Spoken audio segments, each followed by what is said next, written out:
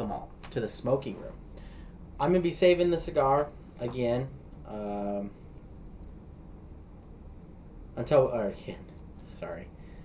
going to be smoking a cigar. This is the smoking room, after all. I'm saving it for when I get live with Husky. We're going to be talking about some good things today. Talking about games. A lot of game stuff. I mean, what's more appropriate than gaming stuff? So I will be smoking a Sweet Jane again. I can't see that. Sweet Jane by Deadwood Tobacco Company. Fantastic. They're short, probably, I don't know, 5-6 inches. Hold on one second. What's up, Husky?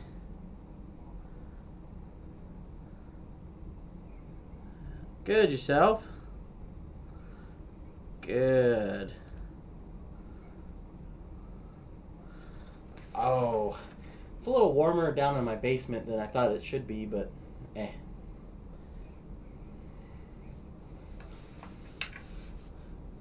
Oh, window unit.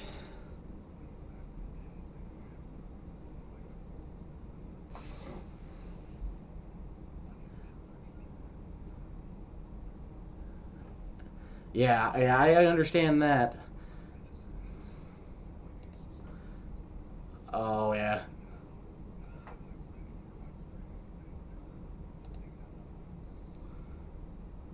Hey. Oh, we went fishing but didn't catch shit.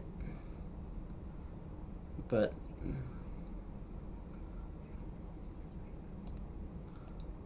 yeah. What do they say? A bad day fishing's better than a good day at work.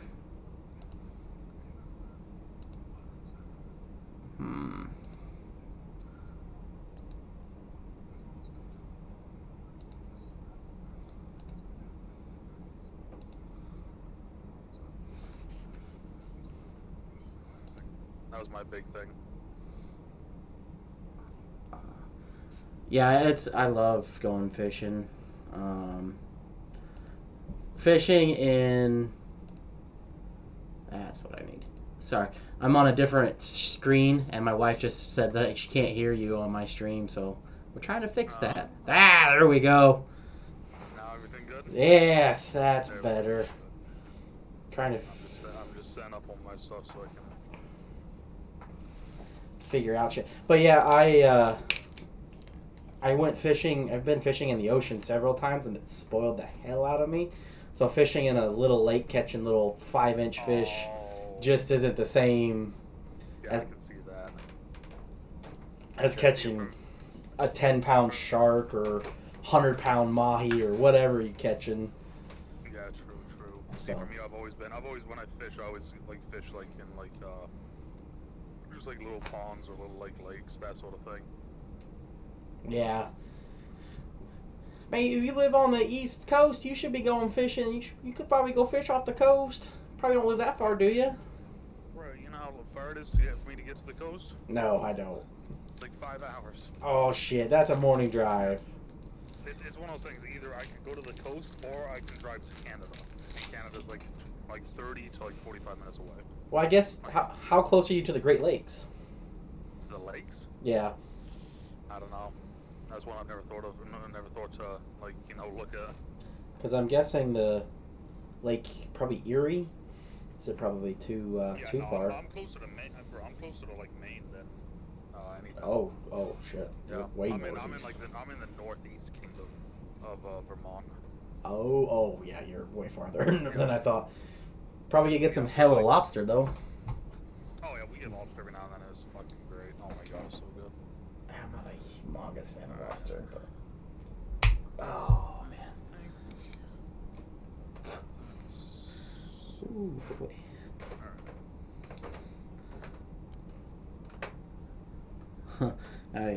So my podcast is a smoking room, so I'm getting the cigar ready. There we go. And fucking this thing is packed tight. It's gonna draw like a mother trucker. That's fun. So the way that I do this, just so you know, is at 8 I'll start like live on stream.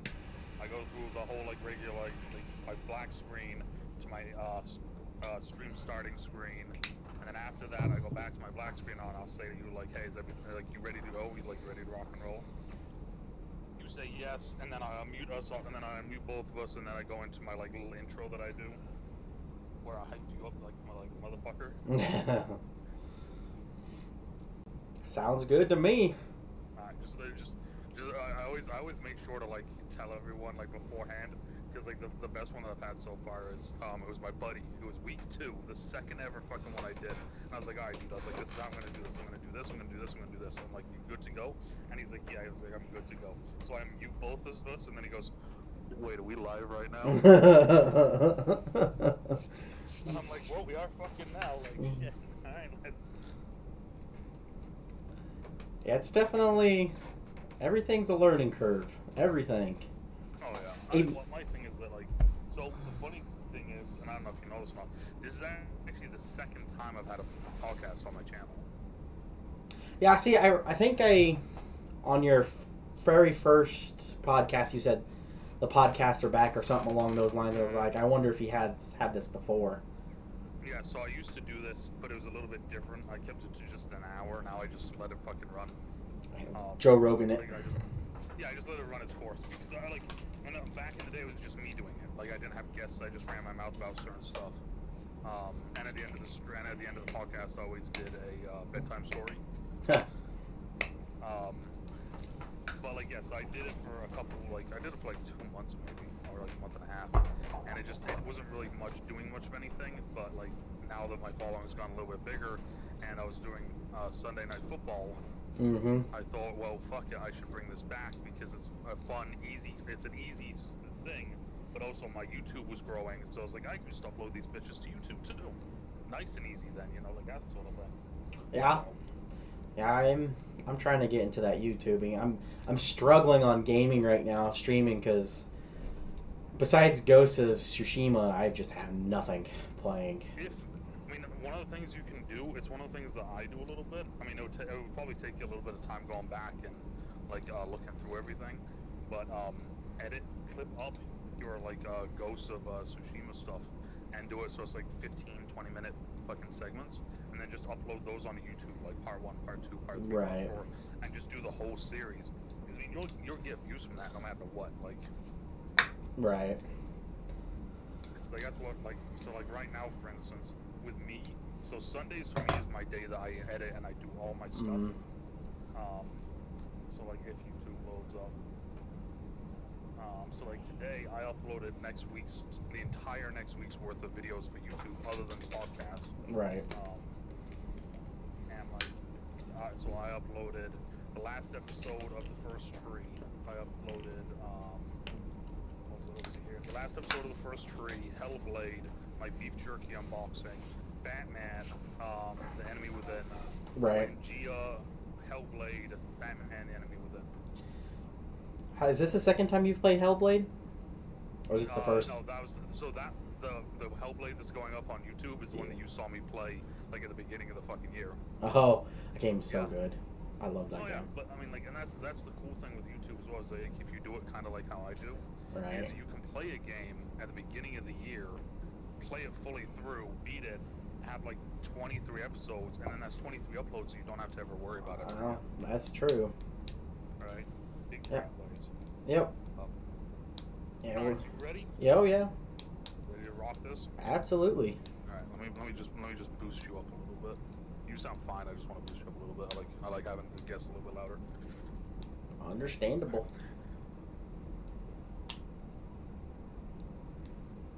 Welcome everybody to episode 24 of the effing title, and tonight my guest has a beard that might rival mine.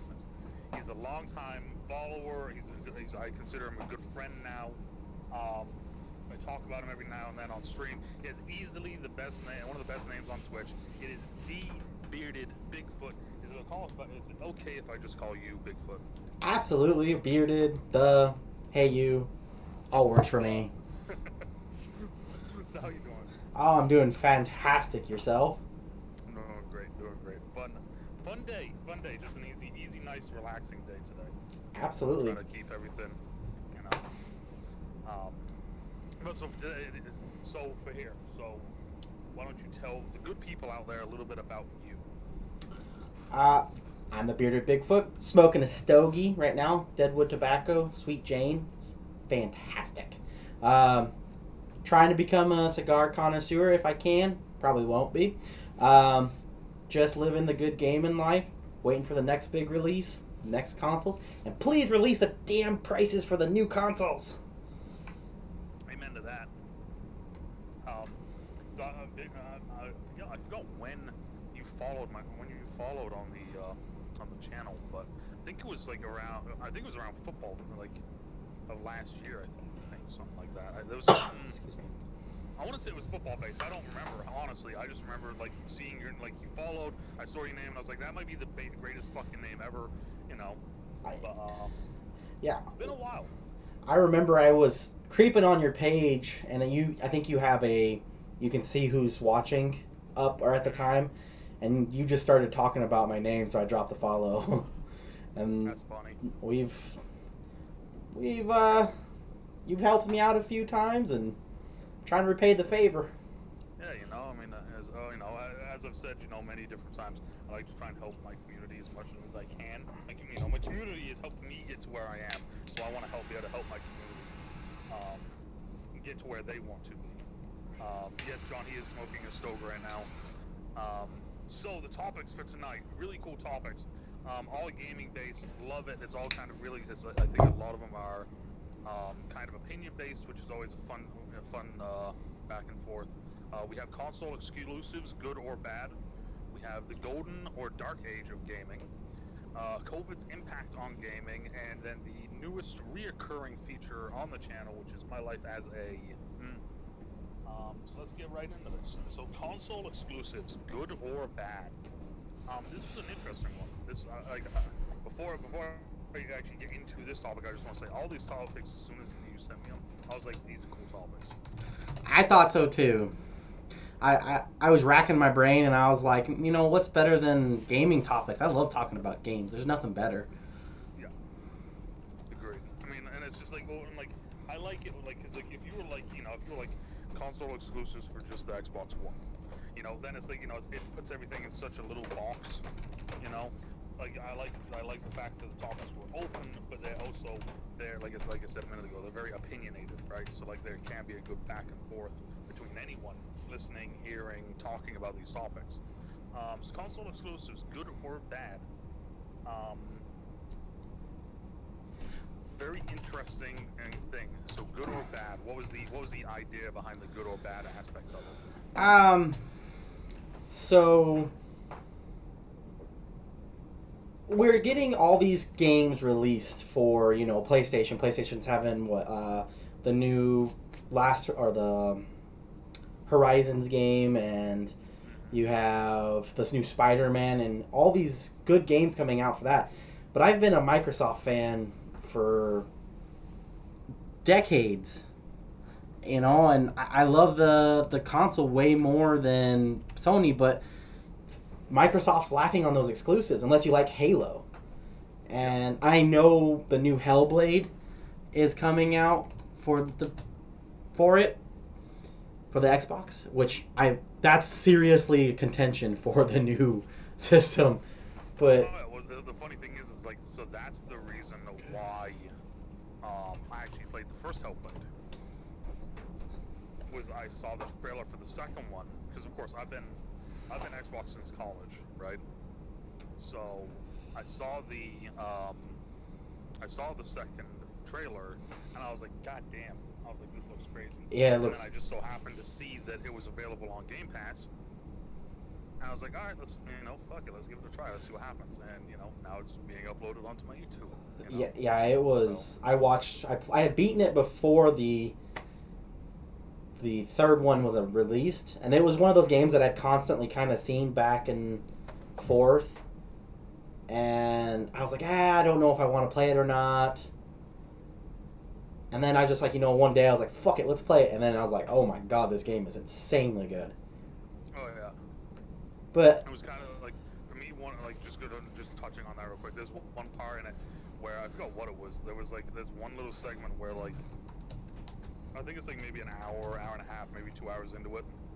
yeah, The voices were getting to me, like actually to me, and I started freaking out, and I was like, quiet, shut up. And then I noticed what I had just done. yeah, And it was like one of those things where I was so immersed in the game that the voices were actually fucking with me. So the new consoles, I'm super stoked for that. They have 3D audio built into them, and you're not trying to just rely on the game. They all have that, and that aspect for horror games coming up. Oh my god! Oh, yeah, I can only imagine. I literally can only imagine. I mean, can you imagine playing like the Blair Witch? I played a little bit of it, not a whole lot, but the sounds just are around you all the time, and so that game fucked with me mentally so much. And the funny thing is, if you watch back my videos of it on YouTube, you can hear when the woodpeckers are in the background. I'm jumping. I can only imagine what it's gonna be like on the next system when shit like that's happening. So I just beat The Last of Us Part 2. I thought you were about to say I just beat fucking Ghosts of Tsushima. Oh god, no. God damn it, Bigfoot. No. No, I'm only in Act. I just started Act 2, and I don't know how many they are, but I know I've put in 10 hours so far. But right now I'm going through side quests because that's one of the few games that I've played that the side quests actually feel like it's achieving something. But yeah, there's another exclusive. I mean, yeah. But the funny part is a lot of Sony and Microsoft games are now doing PC ports. So it's like, why not just release it to everybody? And that's kind of the thing is that I think console exclusives are good. The way that I was thinking about this was, to me anyway, they feel like they are good for the companies, but they are bad for the consumer. It sells products. That's what they want. So I go ahead. Sorry. Well, I was going to say that's the big thing, right? Because you just listed Spider-Man, you listed Ghost, you listed Last of Us. What was the Zero Dawn? Was that it? Yeah, Horizon Zero Dawn. Yeah. Yep, Horizon Zero Dawn. Those are just some titles that are PlayStation exclusives. Right. But you get Uncharted is a PlayStation exclusive, isn't it? Yes. Or am I wrong about that? Yeah, no, so it is. You get someone that's an Uncharted fan, they're going to be PlayStation just because they're a fan of the game. Right.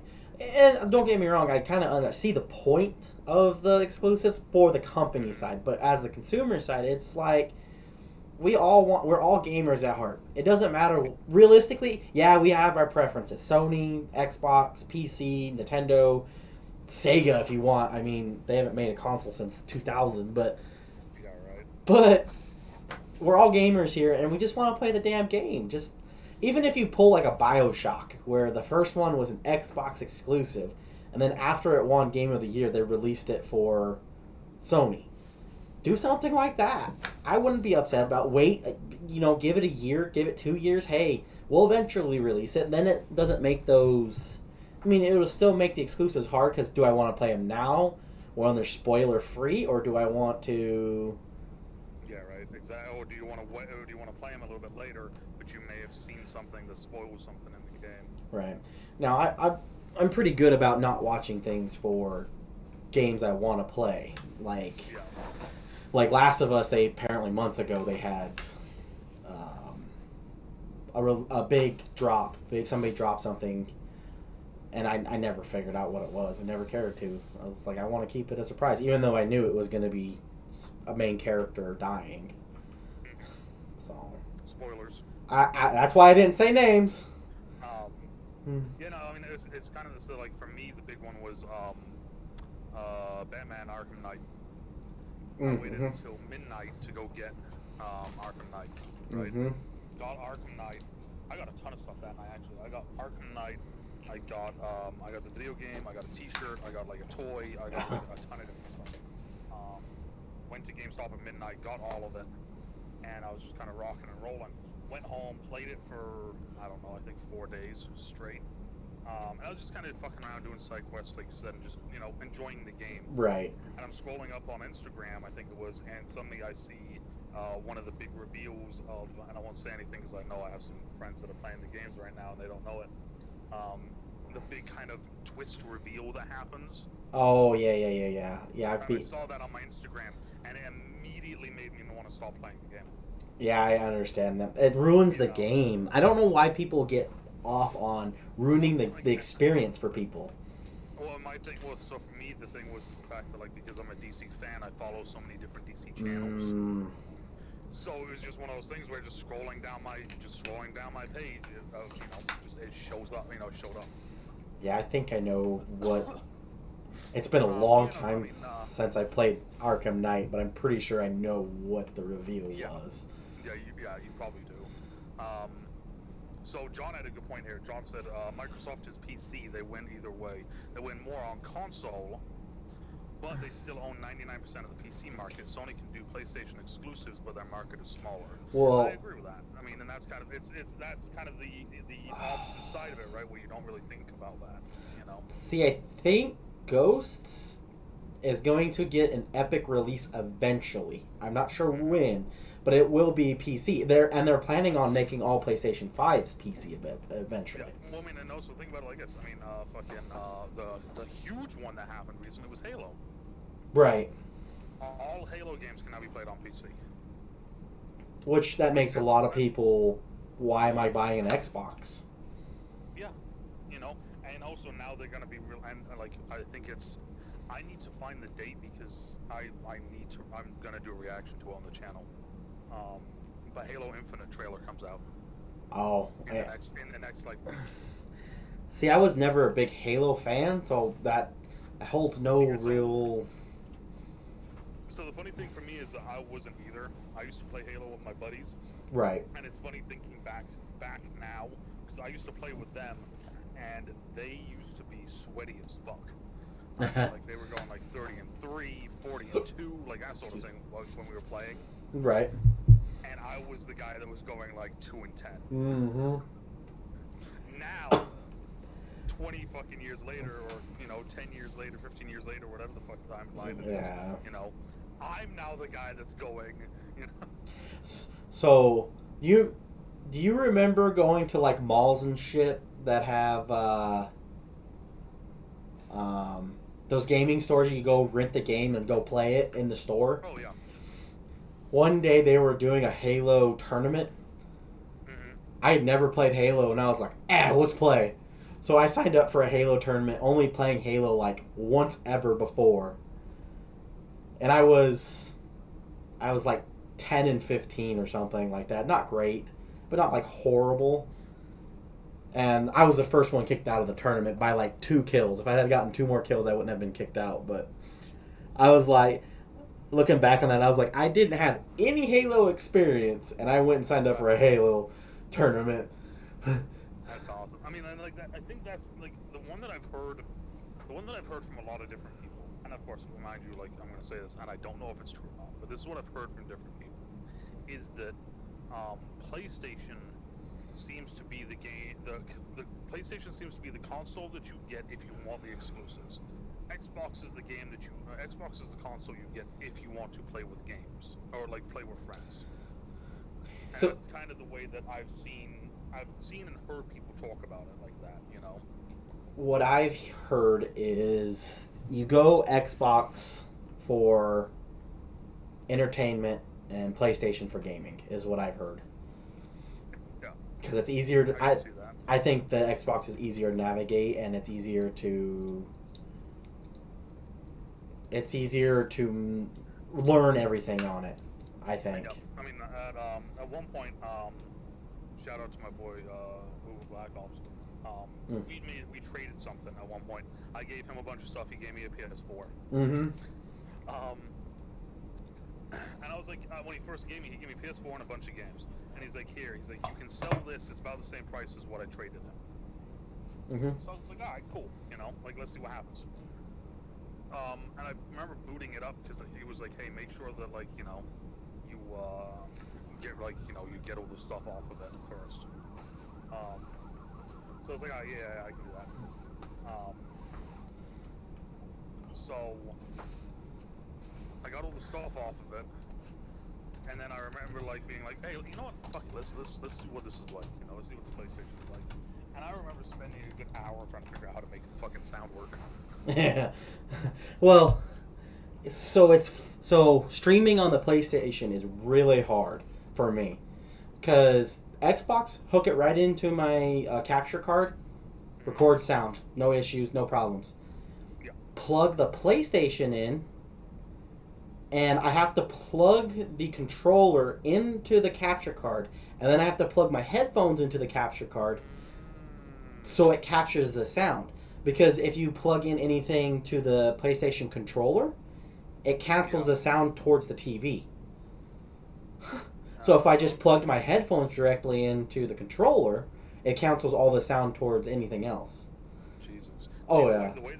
The way that I do it is I have the companion app on my computer. Yeah.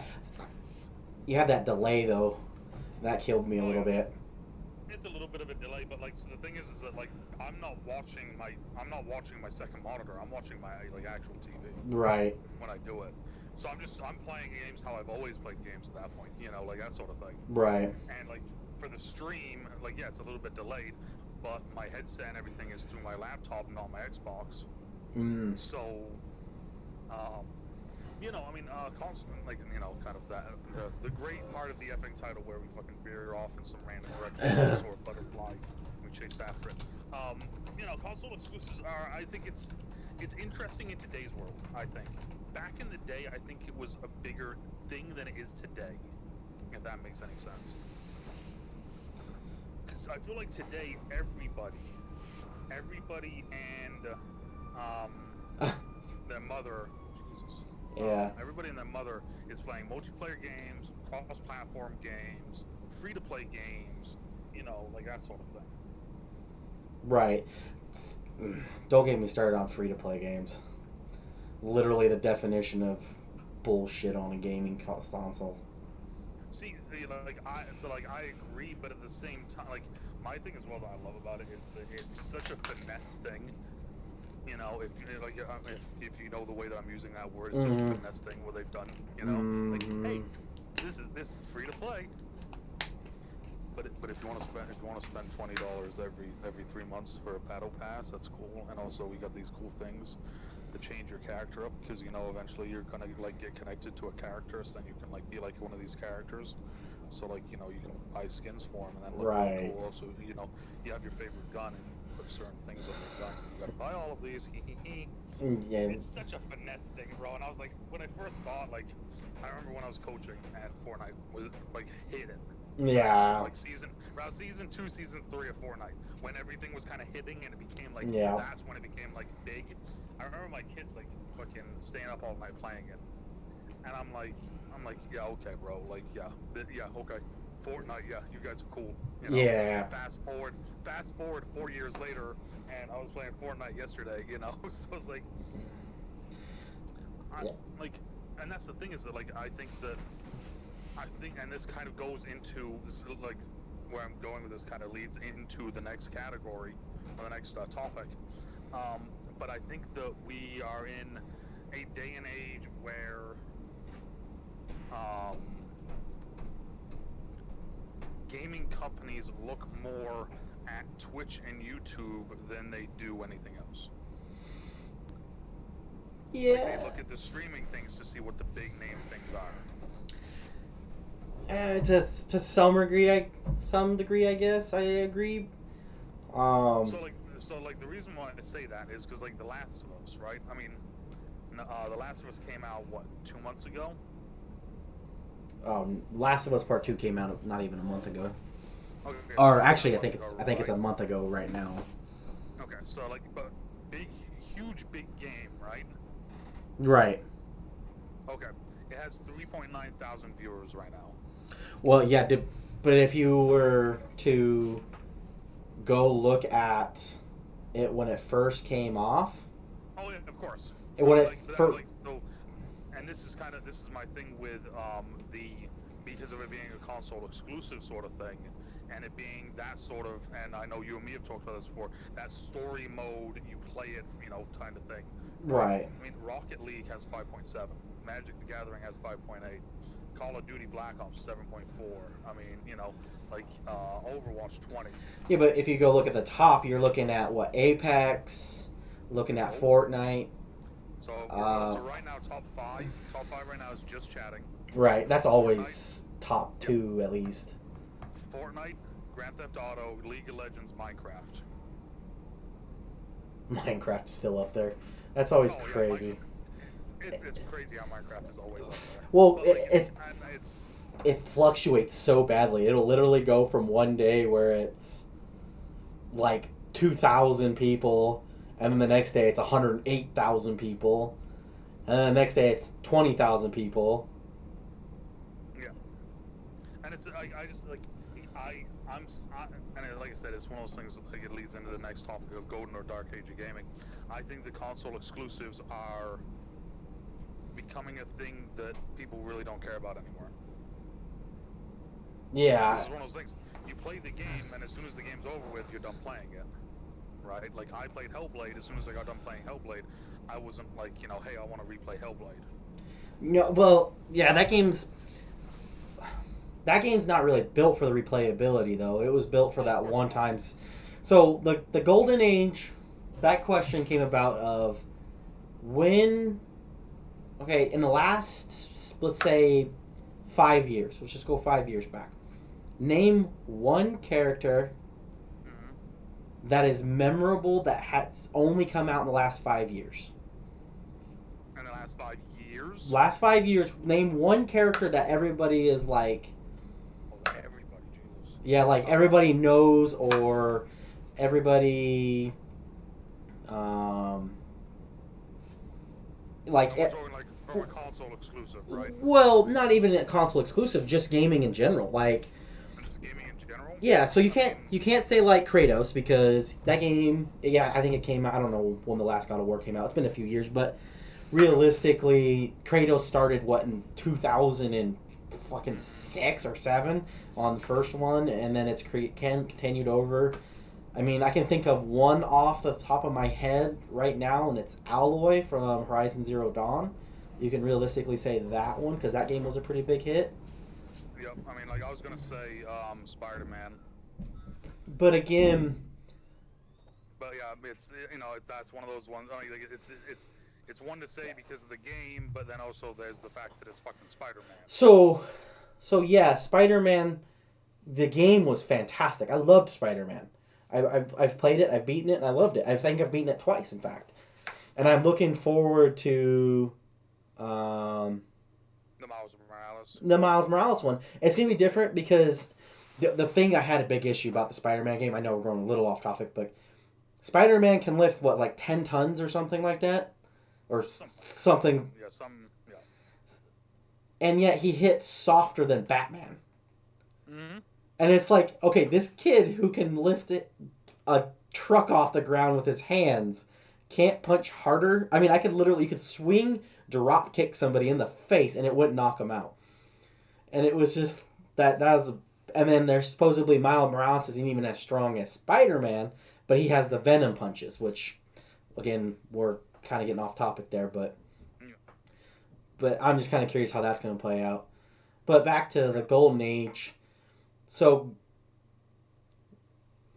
no, there's been no big names. I mean, like, if you go look back at the 80s, 90s, I mean, you have Mario, you have Pac-Man, you have Miss Pac-Man. I mean, you can go on and on. Luigi, Sonic, Donkey Kong.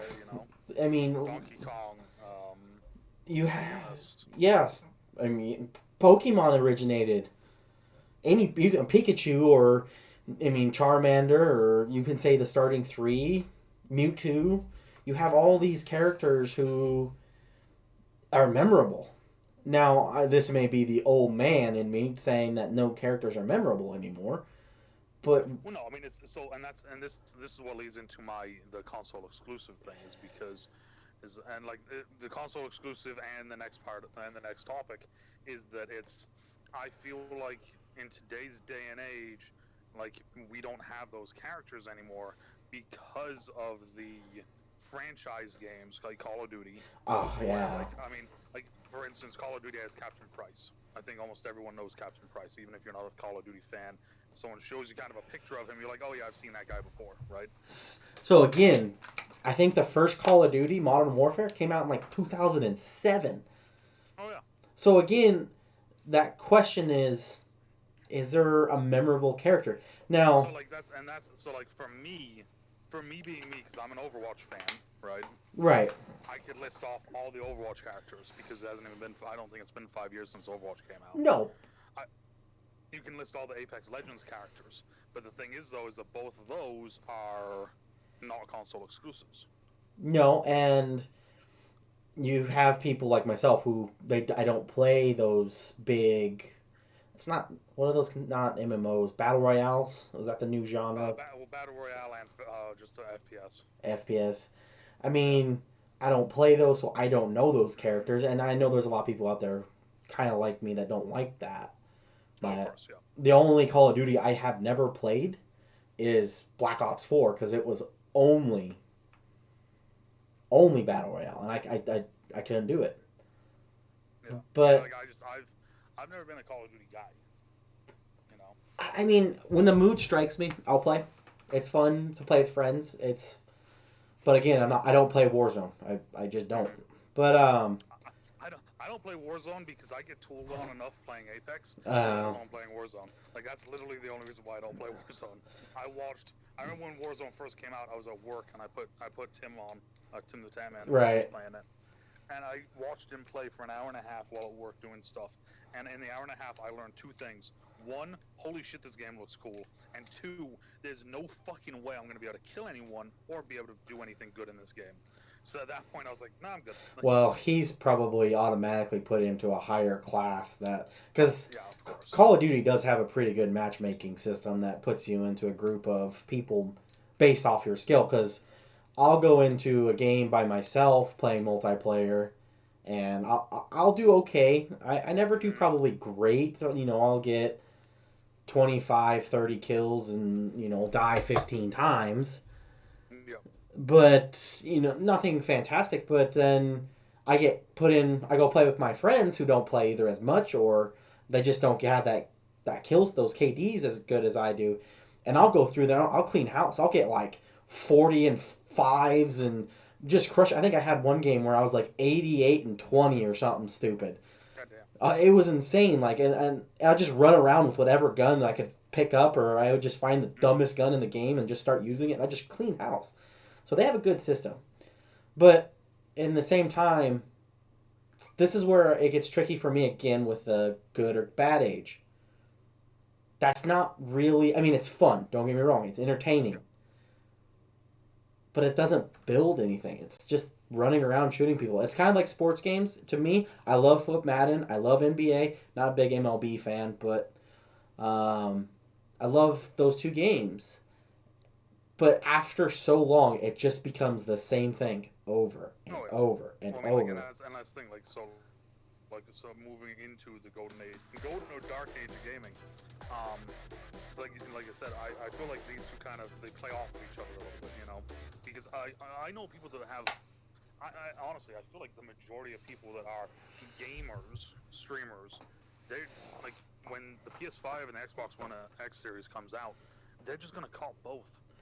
Yeah. Hey, give me. Maybe not immediately, mind you, but they're gonna call both. Hey, I just got a new follower, so I'm gonna do a quick shout out. Steven, thank you for the follow, buddy. Thank you very much. Appreciate it.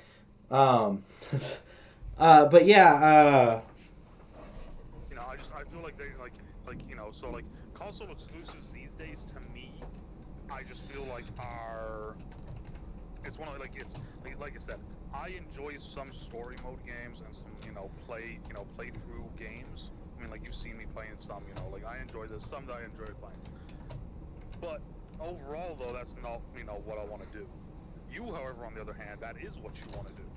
So I think that it hits the console exclusive thing. It's more about the game rather than the exclusivity to which console it is. Right. If that makes any sense.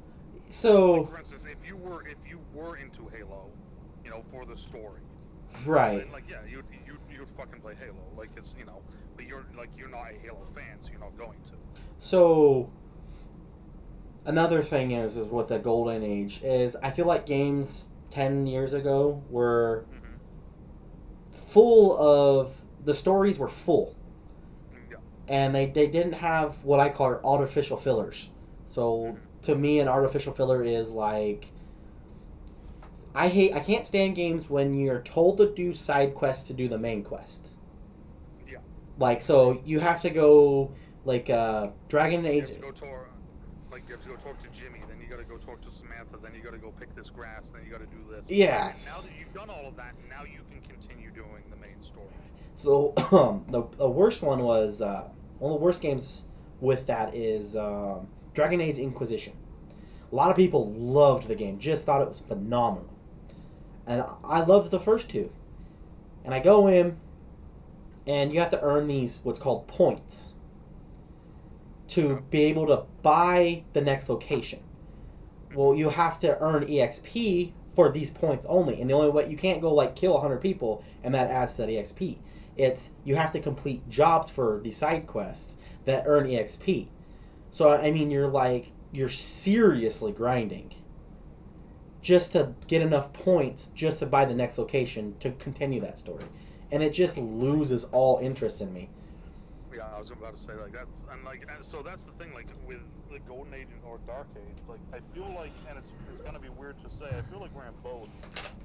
It depends on what you like. I mean, I understand. So for me, like you look at, for instance, right? I'll use a very for instance thing. The newest Assassin's Creed Valhalla trailer just came out. Where it's a character trailer. Which, by the way, that game looks fantastic. So that's my thing, right? Is it like they've realized that okay, the last few years Odyssey and I can't think of the other one, Odyssey and whatever the hell the other one was.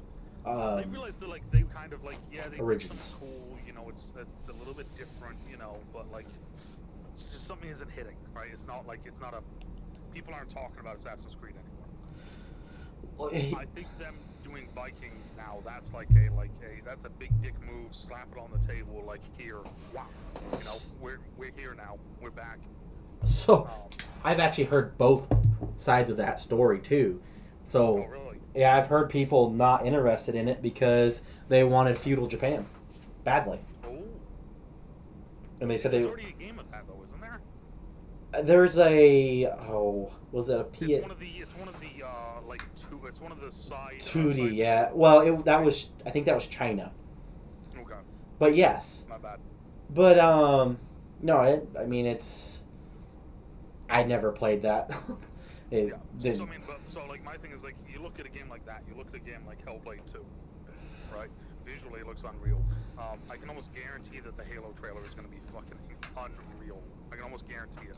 I'm not going to guarantee because I don't do guarantees. But that's going to sell that console. But at the same time, I heard the head of Microsoft saying that there's not going to be a AAA exclusive for the Xbox for the upcoming years. Is what I've. And while Sony has, I think Spider-Man is supposed to be a launch exclusive. I don't think Horizon Zero Dawn is going to be one quite yet. Yeah. But and yet again, so of course I just listed off the Microsoft games, but those Sony games as well, those look incredible, right? Right. Of course, I've always been saying it wrong, but the Ghosts of what? I think it's Tsushima I think it's Tsushima. Tsushima, okay. So that game, I've been watching you play it. It's fucking incredible. It's so. Death Stranding, it's incredible. So I think we're in the golden age there, but then you look at the dark age side of it. We're at a time right now where battle royals just dominate everything.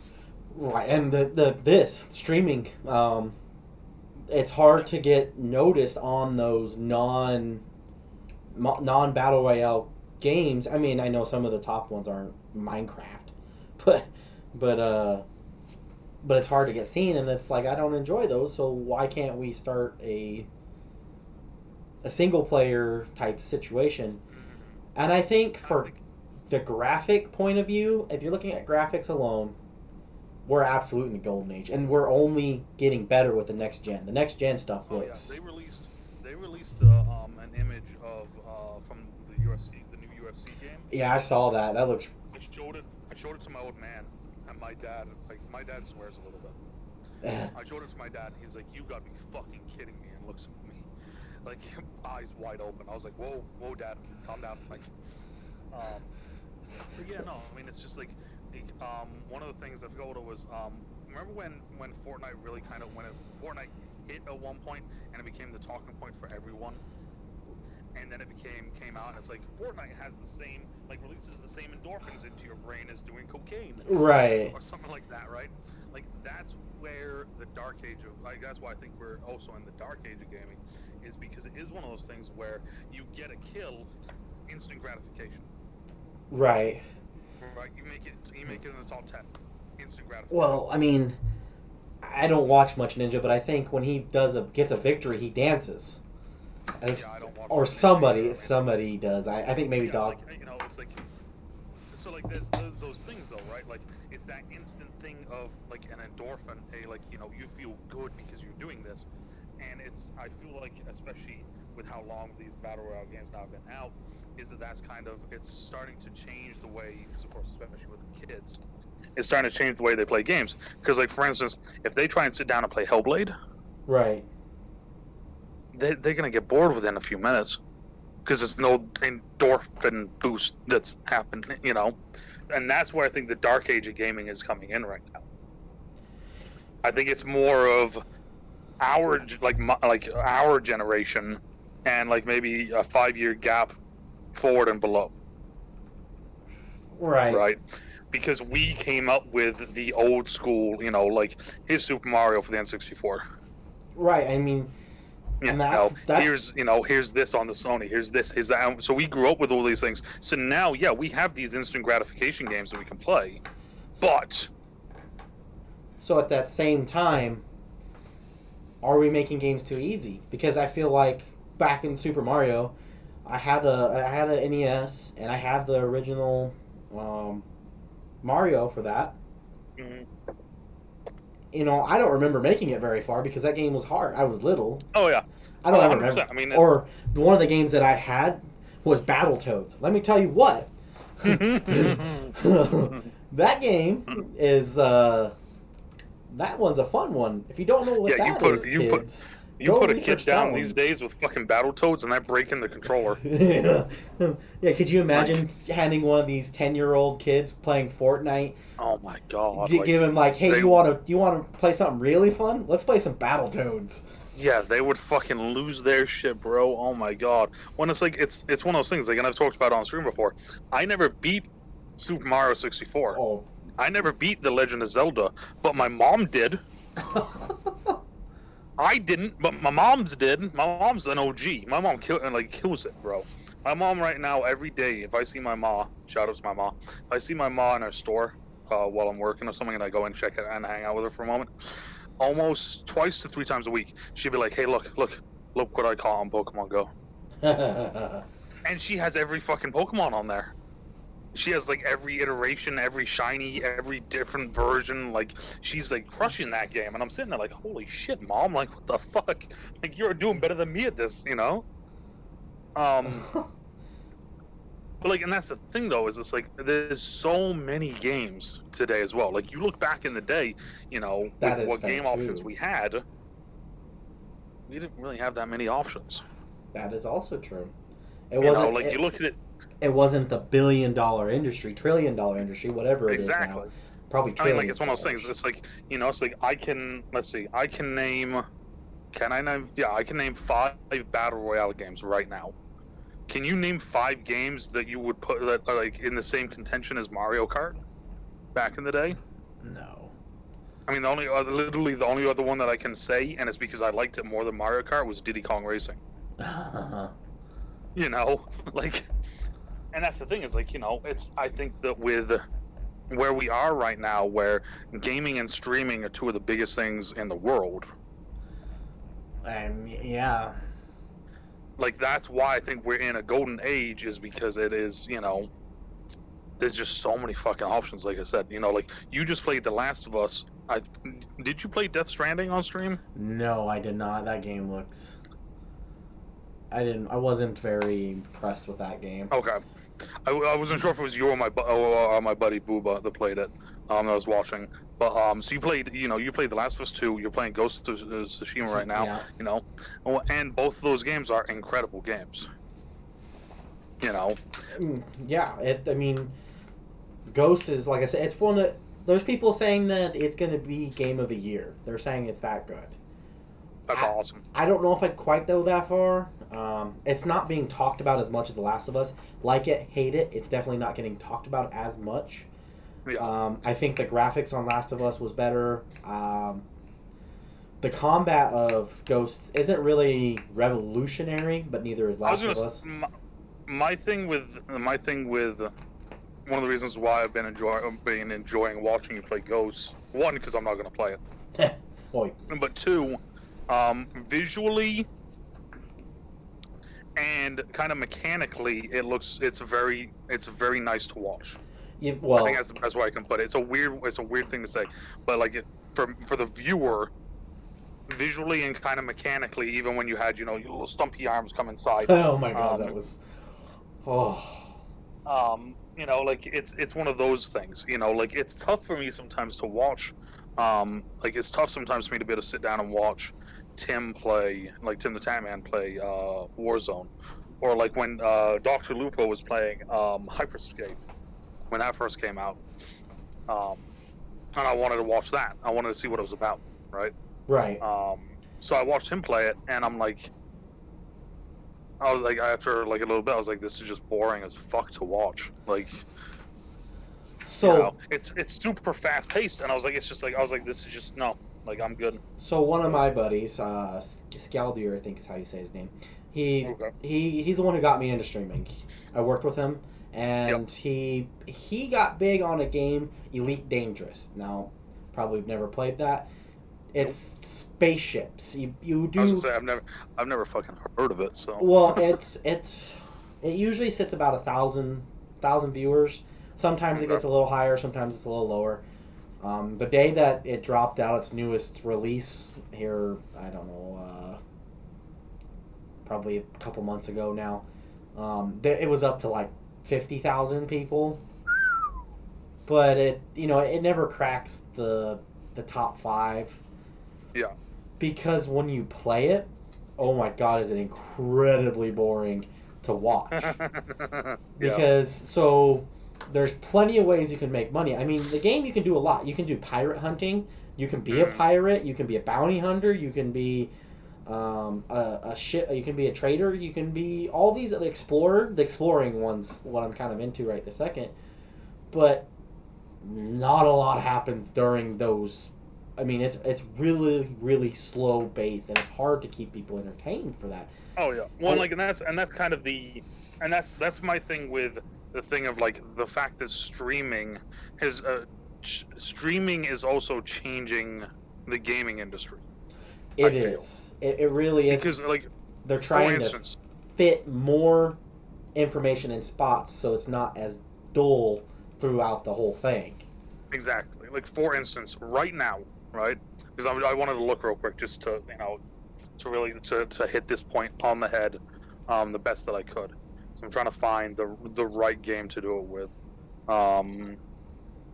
Let's see here. Let's go with which one of these games looks fucking boring? Here, Super Monkey Ball 2. Remember Super Monkey Ball? Well, isn't that the puzzle game where you have to, like, roll the ball around on those platforms? I think it might be. Because I've never played it, but I think that's what that game is. I feel so like, right now, there's 141 viewers. Okay. if XQC were to play that game, because XQC's like viewership stays with XQC no matter what game he plays. Right. If XQC viewership were to play this right now, Super Monkey Ball 2 would have boosted up to 42,000 viewers, which would put it in number 8 or number 10. Right. In that range on Twitch right now. See, so like it's very easy. I feel like it's very easy for these days now, especially with big communities like XQC, Asmongold, right, Summit, guys. The big guys. Yeah. You know, yeah, like the guys, like of course Asmongold only plays World of Warcraft, but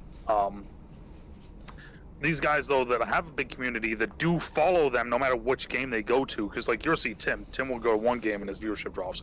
He goes to another game, his viewership increases. With these guys, with some of these games like XQC and Summit, their viewership kind of it's like it's there. That's what it is. Right. So like they could literally change the gaming landscape if they wanted to. Like imagine if XQC played, you know, fucking Pokemon Blue for an entire month on stream. Well, then you'd have Pokemon Blue would be in the top 10 of gaming. Then you would like on Twitch, like. Well, then you got to think about the repercussions of that too. Hey, this one person's playing it, has 40,000 people watching. I'm going to play it because not everybody's going to want to watch him, and they might peel off and go to my channel. Exactly. That's something like, and that's the other. I think that's the second part of the dark age of gaming. Yeah, it is being. I mean, what Ninja was gonna boycott, I think, Fortnite until he got his own skin, and guess what? Yeah, he got his own skin. Yeah, I mean, it's. I think Dr. Disrespect is doing the same, and then all of a sudden, the crap with him happened, and yeah, whatever happened there, but I feel like what a lot of people are missing out on is even I wouldn't even say like the 80s, 90s. I'd say early 2000s to early teens. You had all of these games. I mean, realistically, like 2010 to like 2014, I think had some of the best games ever made in those time frames. And they did a great job of balancing the games between story, graphics, and all these other things. And they just collided so well. Now the big concern about story games, we'll just stick with story games for the second, is these story games, they want it to be as long as possible. And they try to make whatever they can to make the game longer. Like Red Dead Redemption 2. I loved the game. The game took like 40 hours, 50 hours to complete the story. God damn. But if you added a fast travel system into that game, like a legit fast travel system, they kind of have one in there, but it's really wonky. But you're taking a 40-hour game into maybe a 20-hour game, because you're not. I mean, there's some times where you have to ride clear across the map, and it takes hours to do that. Jesus. Now the game is graphically unbelievable. If you've never sat down and played it, watched it, do it, because the graphics behind it. There was some times where I thought that the game was like a video camera walking down a mountainside because it was so crystal clear. God damn. And I mean, it looked absolutely breathtaking. But then it was like, oh my God, this is taking for absolutely ever. And I know Elder Scrolls is doing the new one, 6, whenever it's supposed to be released. It's not supposed to be for a while. But I've heard that what they're doing is they go out and take pictures of, like, just say a flower, and then they digitally render that flower into the game. So the game is going to look like it's real life, because they're taking real life things and basically putting your character into that real life scenario. And that's why the new games are. The Red Dead Redemption 2 was 102 gigabytes. Yeah, it took all night to download. I was gonna say that would take me like a full fucking day to download, maybe 2. And Jesus. Oh yeah, it's freaking huge. Well, now Call of Duty's sitting at almost 300 gigs Yeah. because of all of its updates and stuff it's had.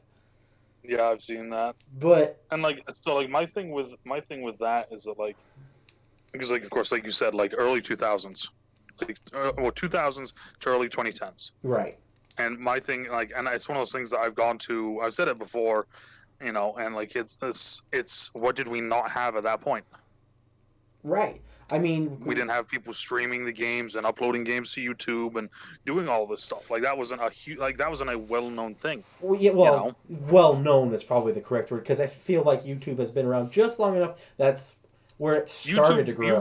YouTube probably had some people uploading, let's plays of stuff, Right. but I don't think it's to the stage now where like, I'm like Jacksepticeye. He's one of my favorite YouTubers who has Jesus like 20 some million fucking followers or subscribers on YouTube. And they've literally come to watch whatever. And you know what? I watch whatever because his energy is really the energy he has. But then you go watch him on a stream, and because he's streaming, that energy is not necessarily the same. So it's a little bit harder to watch. So I think at the same time, it's not only streaming. Like some people are better to be streamers. Some other people are better to be YouTubers. Yeah. And I think that's a great point you just made there. So, I mean, I think depending on how you look at it, if you like battle royales, it's a golden age because I mean, realistically, every other game released is a battle royale, and I mean, most of them, I'm pretty sure it was Apex free, and you just have to buy stuff. Yeah, and so is Fortnite. So the only real difference between the two, honestly, between Fortnite and Apex, is with and I think it's the reason for me personally why Apex is a better game right now. So in Fortnite there's a very there's a story that's being played out, right, but it's very like wishy-washy. Right. I think is the best way of putting it. But then also, like, you get to pick your character. You get to, like, edit everything on your character from, you know, the way they look to the pickaxe, to the back bling, to all the dances and all this shit, right? So, like, the only thing that's really in the game is the different guns and the building. With Apex, there's the individual characters, and there's 13 of them. And each one of them is drastically different, personality-wise, playstyle-wise, and then you have the battle royale aspect of it on top of it. Right, I feel so that's my thing. Is that that's why I feel like Apex is a better game, is because it allows players to connect more with a actual character than with just like, oh, this is just a game where I go in and I just pew pew and build a wall in front of me. Right. Yeah. I mean, realistically, you could go either way to saying which gamers are better at playing games because, I mean, Fortnite, you kind of are all more on a same kind of basic level. Nobody's got better gear. I know they have levels of gear inside the game, but and the same thing with Apex. Though. Well, that's the other thing though is that, like, so for instance, in Fortnite, there's common, uncommon, rare, epic, and legendary weapons. Right. And then there's also boss weapons, which are like the legendary of legendary weapons. In Apex, there's the gun, and then there's some golden guns, and all the golden gun means is it already has all the gold attachments on it. That's all it means. So, yes, you're putting more people on a more level playing field, and it's letting the players decide who's better or not necessarily what guns are better. And that's one of the reasons. Like I said, it's one of the reasons why I'm more of a Apex fan right now. One, the stories also I think is a lot better, and like they're doing. I think Apex is doing a great job with telling a story as well than Fortnite is. Through dialogue in the game, through the stories of the Outland YouTube videos that they do every now and then, to the most recent thing, which was quest missions. Right. So weekly there was a PvE mode. You know, that like advanced the story, and like, you know, it's leading us into season 6. It just ended this past week, and incredible. And now it's going to lead us into season 6 though. Right. You know, so like I think that like the way that they're doing it is really good, and then it's one of those things as well where the main reason why I feel like people will like, because of course it's always that thing, free to play, but you're free to play, but you Right. will pay. With Apex, you're gonna pay um, simply because like you get a connection with a character. Like for Right. instance, Bloodhound. Bloodhound is a character on the game that a lot of people like to use. Bloodhound is gender neutral. Okay. That the character is like in the game, the lore, everything about it is like about them is they them. It's non-binary, it's gender neutral. Hopefully, I'm using the right terminology. If I'm not, I'm sorry, everyone. Yeah. But when I did a reaction to my one of my videos, I was saying they them the entire video. Right, I fucked up. I said he, and I corrected myself. And I actually got a comment from someone that is Right. non-binary, and they were like, "I want to thank you for doing that because I have a connection to this character because there aren't many characters like this." So, well, going the same page is a lot of people were upset because in Last of Us Part 2, there's a character in there who was born female but wanted to identify as male, and that's what the game identified him as, was a he. Yeah. The entire time. You know, they said it at one point in time. He wanted to be a warrior, got told he was going to be a wife, and he said no. And so he disobeyed this directive, and now his clan was hunting him, basically. Yeah. So, and there was people who didn't like that portion of the game. They're like, "Oh, that's stupid." Yeah. And it's like, I mean, it's are we that kind of shallow? the same with. Well, and that's the thing. It's kind of the same with Soldier 76. In an Anna story that they released, because Overwatch has been doing a really cool thing where they do challenge events. Right. And they do it every now and then. So it's like a 2-week event. Win 9 games, you get a spray, a legendary emote, or a icon, and then you get a rare legendary skin. Oh. And all you got to do is win 9 games. But it's a nice little event. But what they also do sometimes with it is they release a story, and the story like continues or tells more about the actual characters and everything.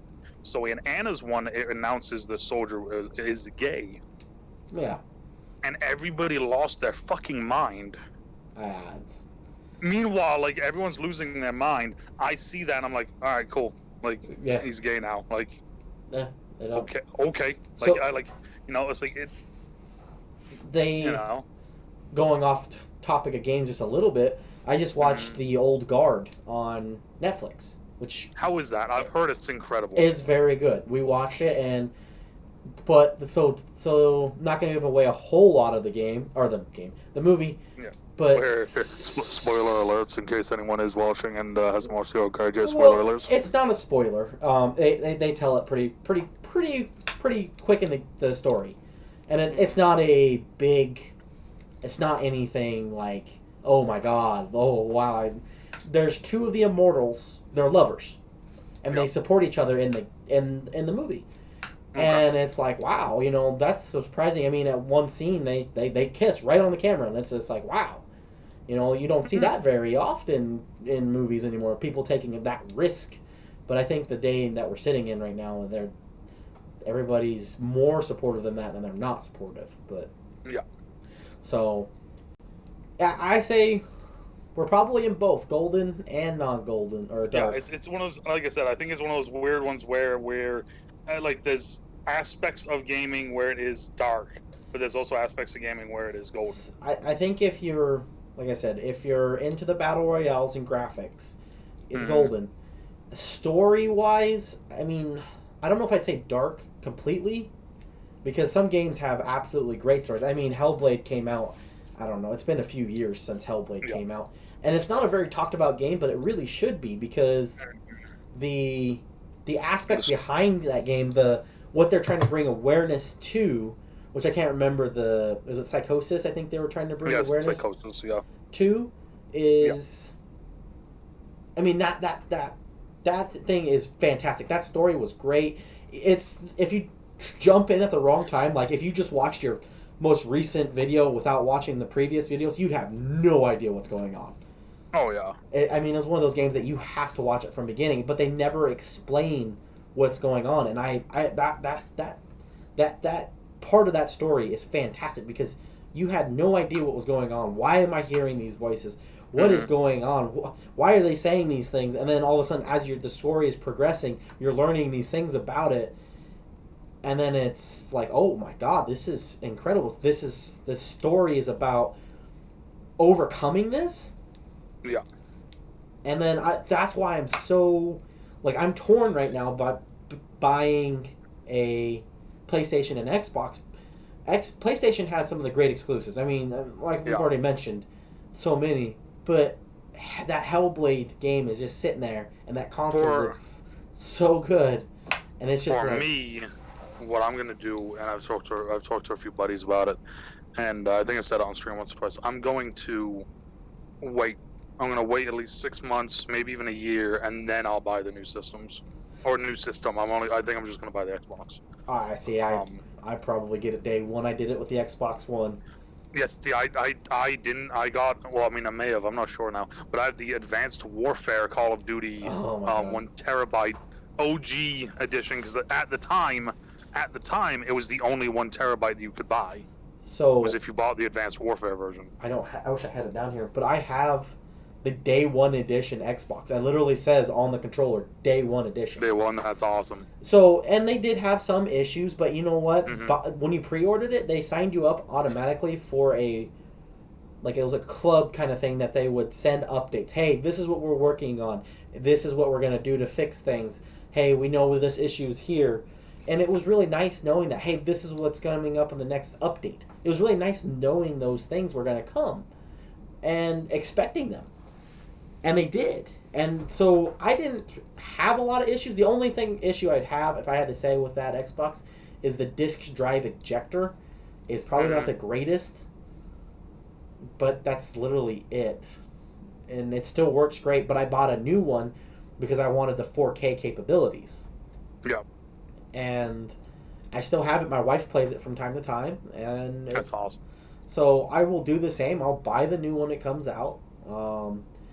The nice thing about the new ones is it's going to be backwards compatible right off the bat, so I'm not trying to buy all these games. Well, and that's the now that you say that, that's the other one of the other big reasons why Xbox has announced they're not doing any big AAA titles yet, is because they're still trying to work out the deals with those publishers. If I remember from reading it right, reading an article right. Because their whole thing is that, like, so for instance, if I buy Overwatch 2 for my Xbox One, right, they have a system in place where as soon as I get the Xbox X Series, I can then play Overwatch 2 on it. So because I have it for this one. It sounds like everybody's going that way.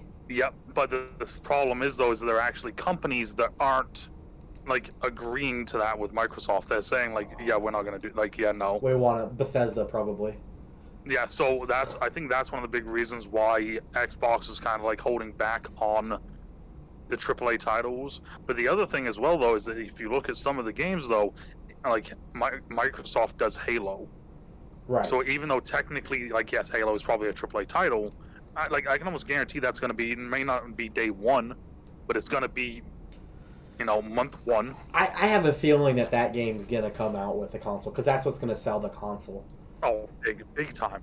I mean, like I said, we've seen the graphics now for Assassin's Creed Valhalla. We've seen the graphics for Hellblade 2. It's like, now imagine, and then we've seen just the very quick trailer where it just showed, like, the landscape and then the Master Chief helmet. Right. Like, visually, that game is going to be unfucking real. Right. And so Valhalla, speaking of that, I watched that video, and I watched those videos pretty closely. If you watch it, I don't know if it was my phone or something, but the voice sync is off by just a little bit. And it definitely looks like a game still in the process of being made, because there's some times where it's like, oh, that's a little buggy right there, or... Yeah, right, yeah, there's like one or two scenes where you can be like, yeah, that doesn't look right. But at the same time, it's not supposed to come out till, November? I think Something like that. I gotta actually look it up because I made the dumb decision of saying on stream and in my video that I'm gonna buy the most expensive version of the collector's edition and Oh, unbox it on stream, and you know, that one might set you yes, back a little bit. yeah, that's gonna be a nice little $200 Oh, most likely. buy right there. I think the most expensive one comes with a nice big statue of. Oh yeah.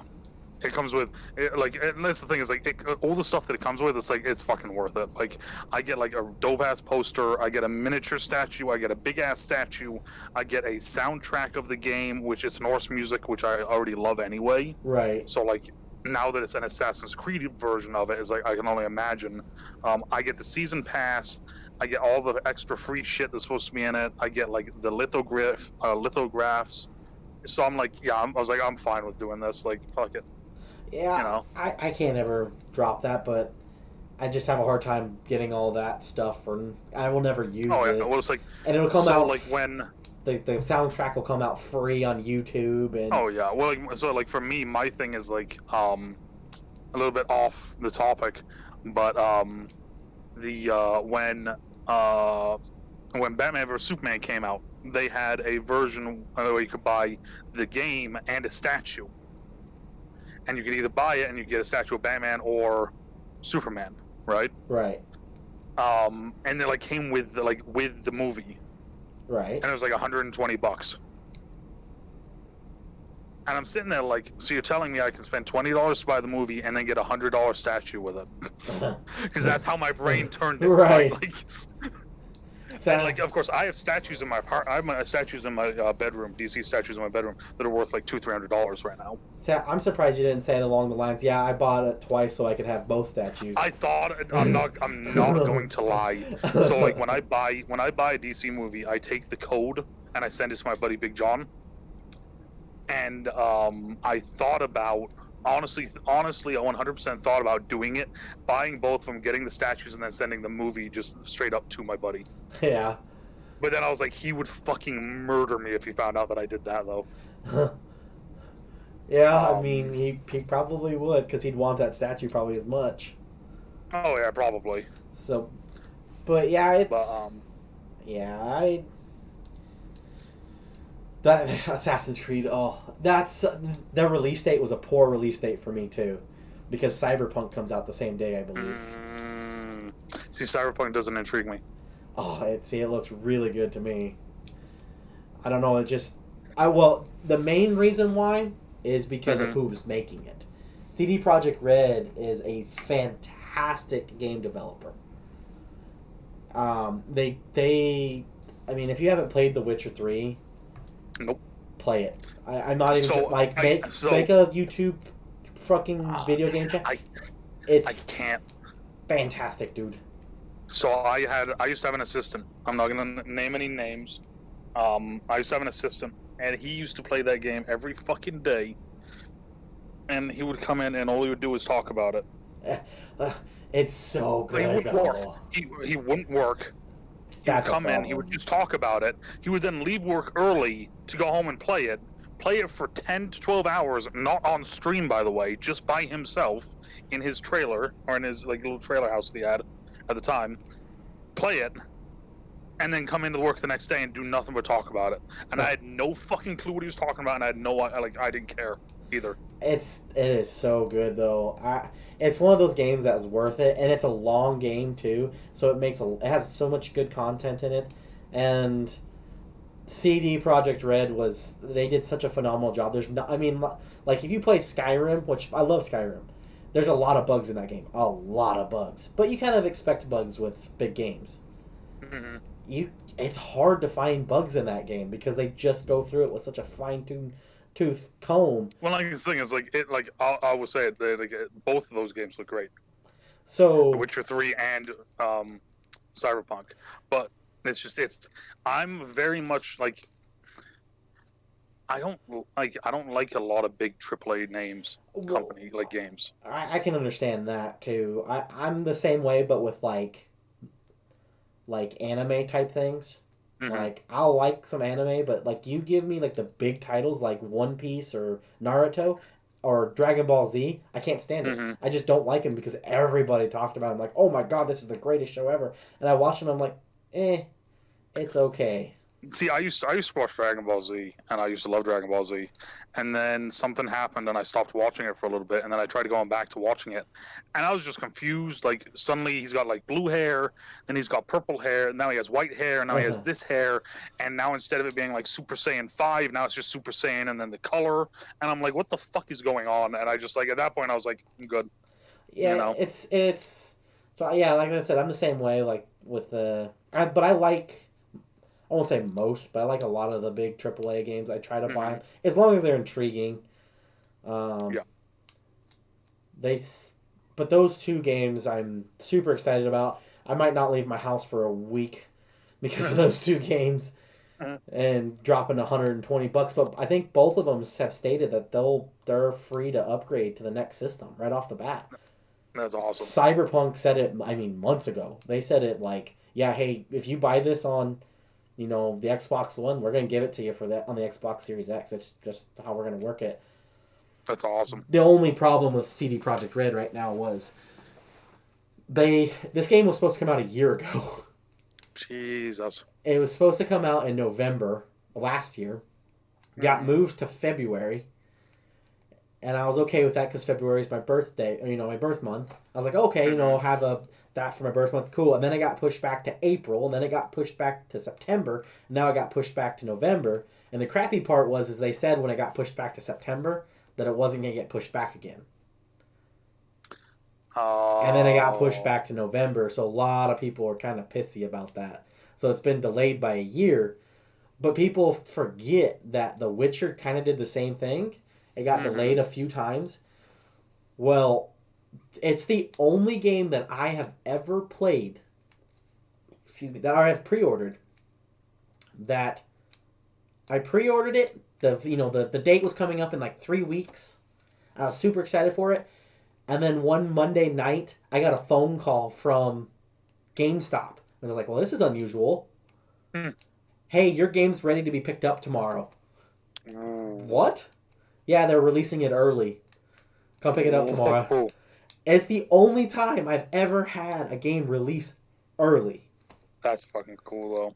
So I know CD Projekt Red pushed it back. Well, so a lot of the problems they were having was they wanted to release the game, but they wanted to build the hype up for it. Like the month before, they were going to give it to reviewers, get the hype up.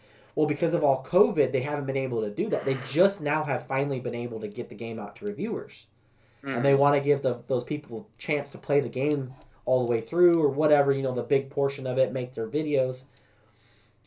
So I have a feeling that they're going to build this hype up, and they said that they're moving it back to November to be able to move it forward.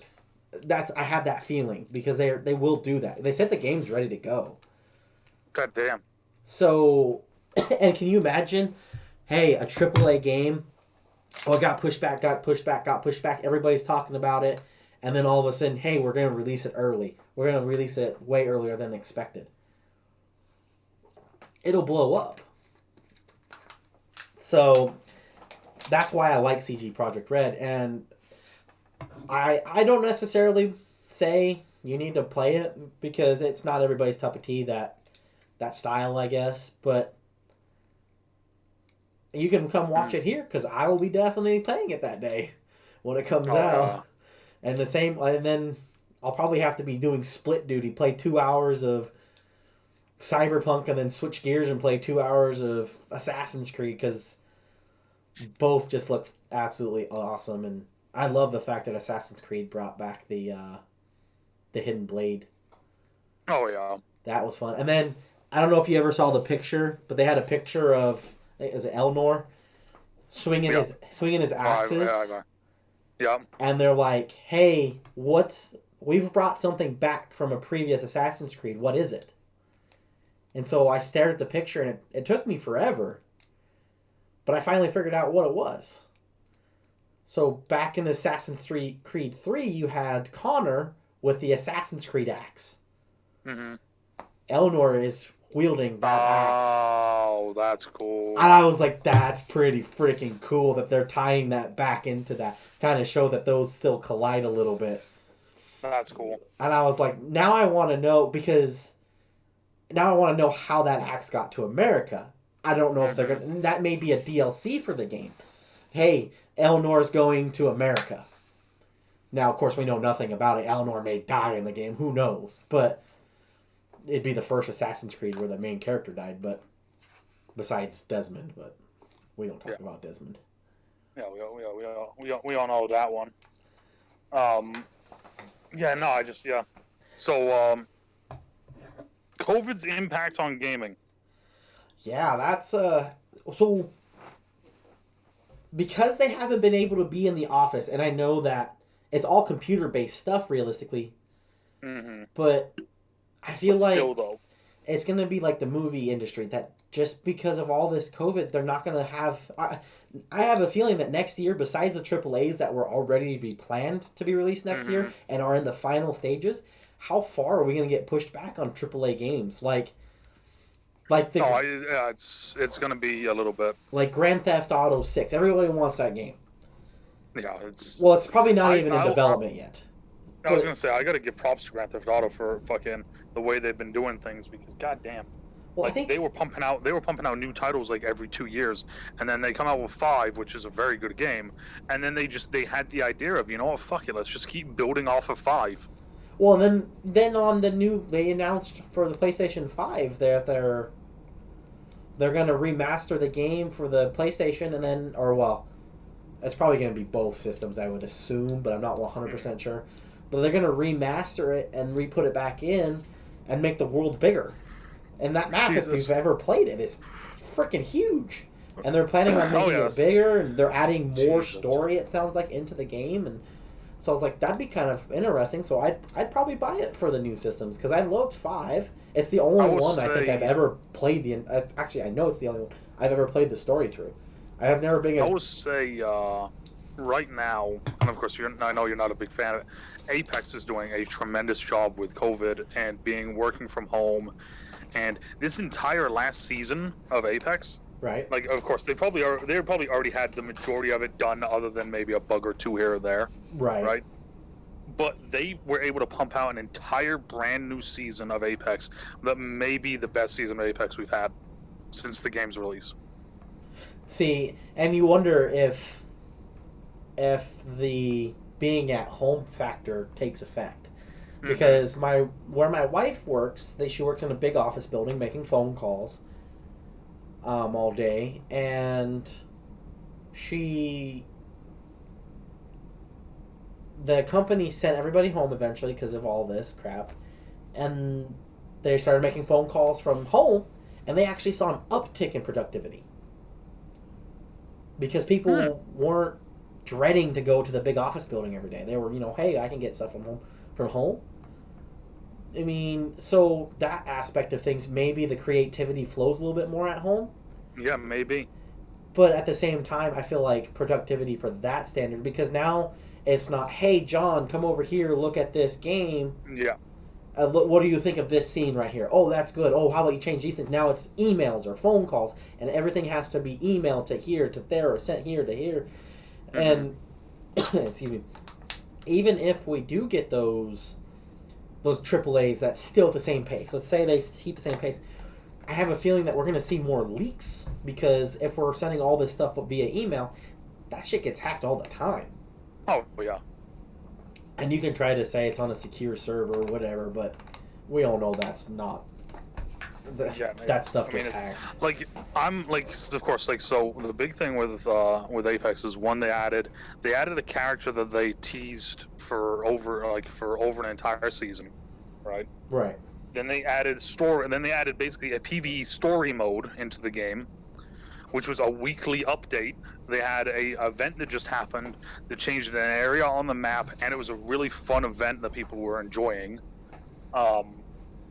So they did all this in one season, and they've set up season 6 so well. So my big question that I have is, I want to see how good season 6 will be, Because, of Right. course, like I said, they probably already had the majority of Season 5 done and ready to go, other than a bug or two here and there that they fixed.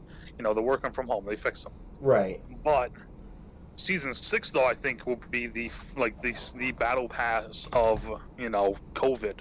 So it's going to be interesting to see how big it is. But from what we've gotten, the drop that happened at the end of Season 5, like, this season's going to be fucking unreal. Like, and like that's a big COVID thing because it's they're at home working. Right. So, but You know. I guess at the same time, you might be able to say, they can fine tune it a little bit better because Mm-hmm. they can play the game at home. Hey, in a relaxing environment, I'm going to take these notes down. Hey, oh yeah, this part has this bug if I do this thing right there, and the developers or whoever can just fix them right at their home. Oh, hey, fix that code real quick.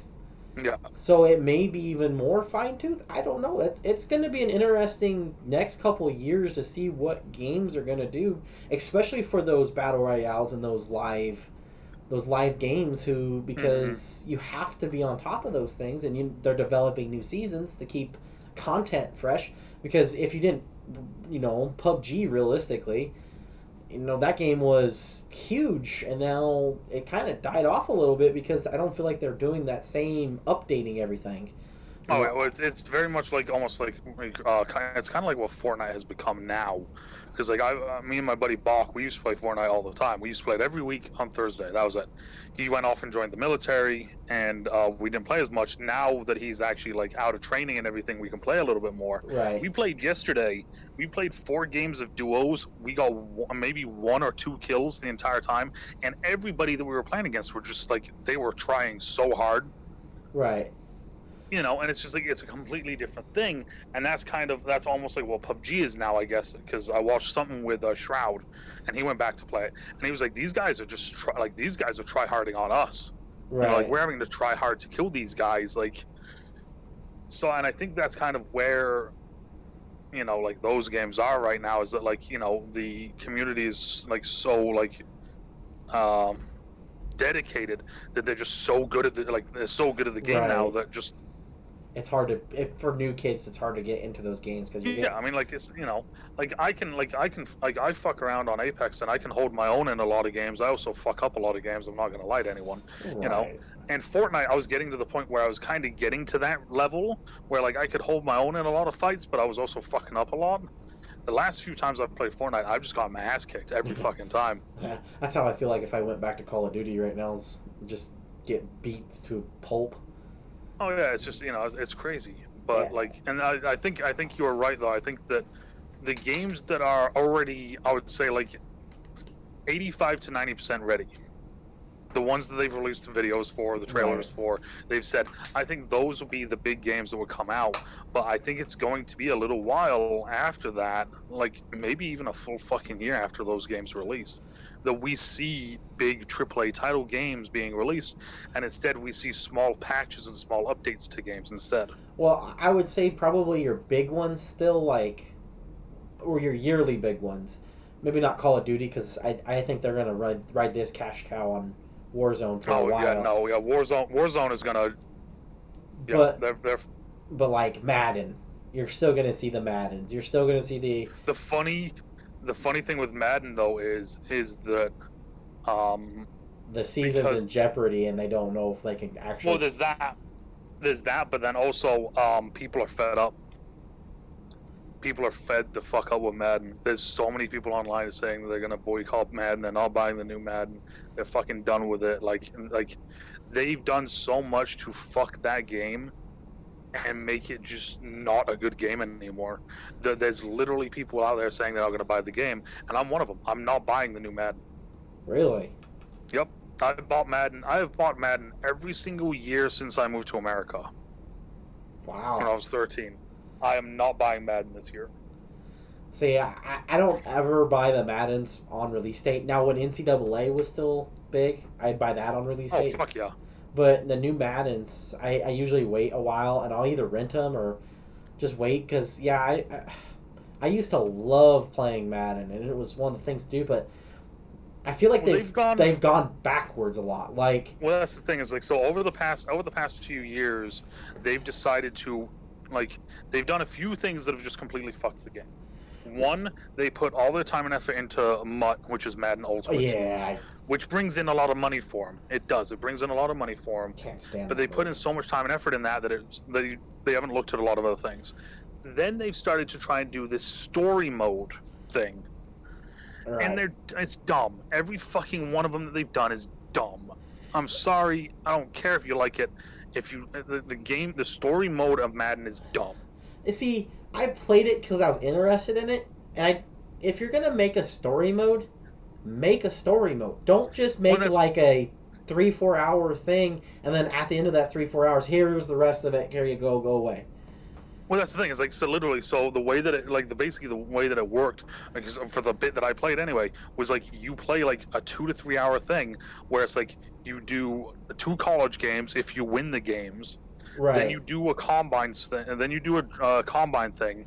Then you get drafted, and then it's just you're playing Madden at that point. There is no other story. You're just playing the fucking game. That's what I'm saying. If they're gonna make the story mode, make a story mode. Make it till like where you win the Super Bowl, then kick it into Madden or something along that line, and make it interesting. Make it that ups and downs.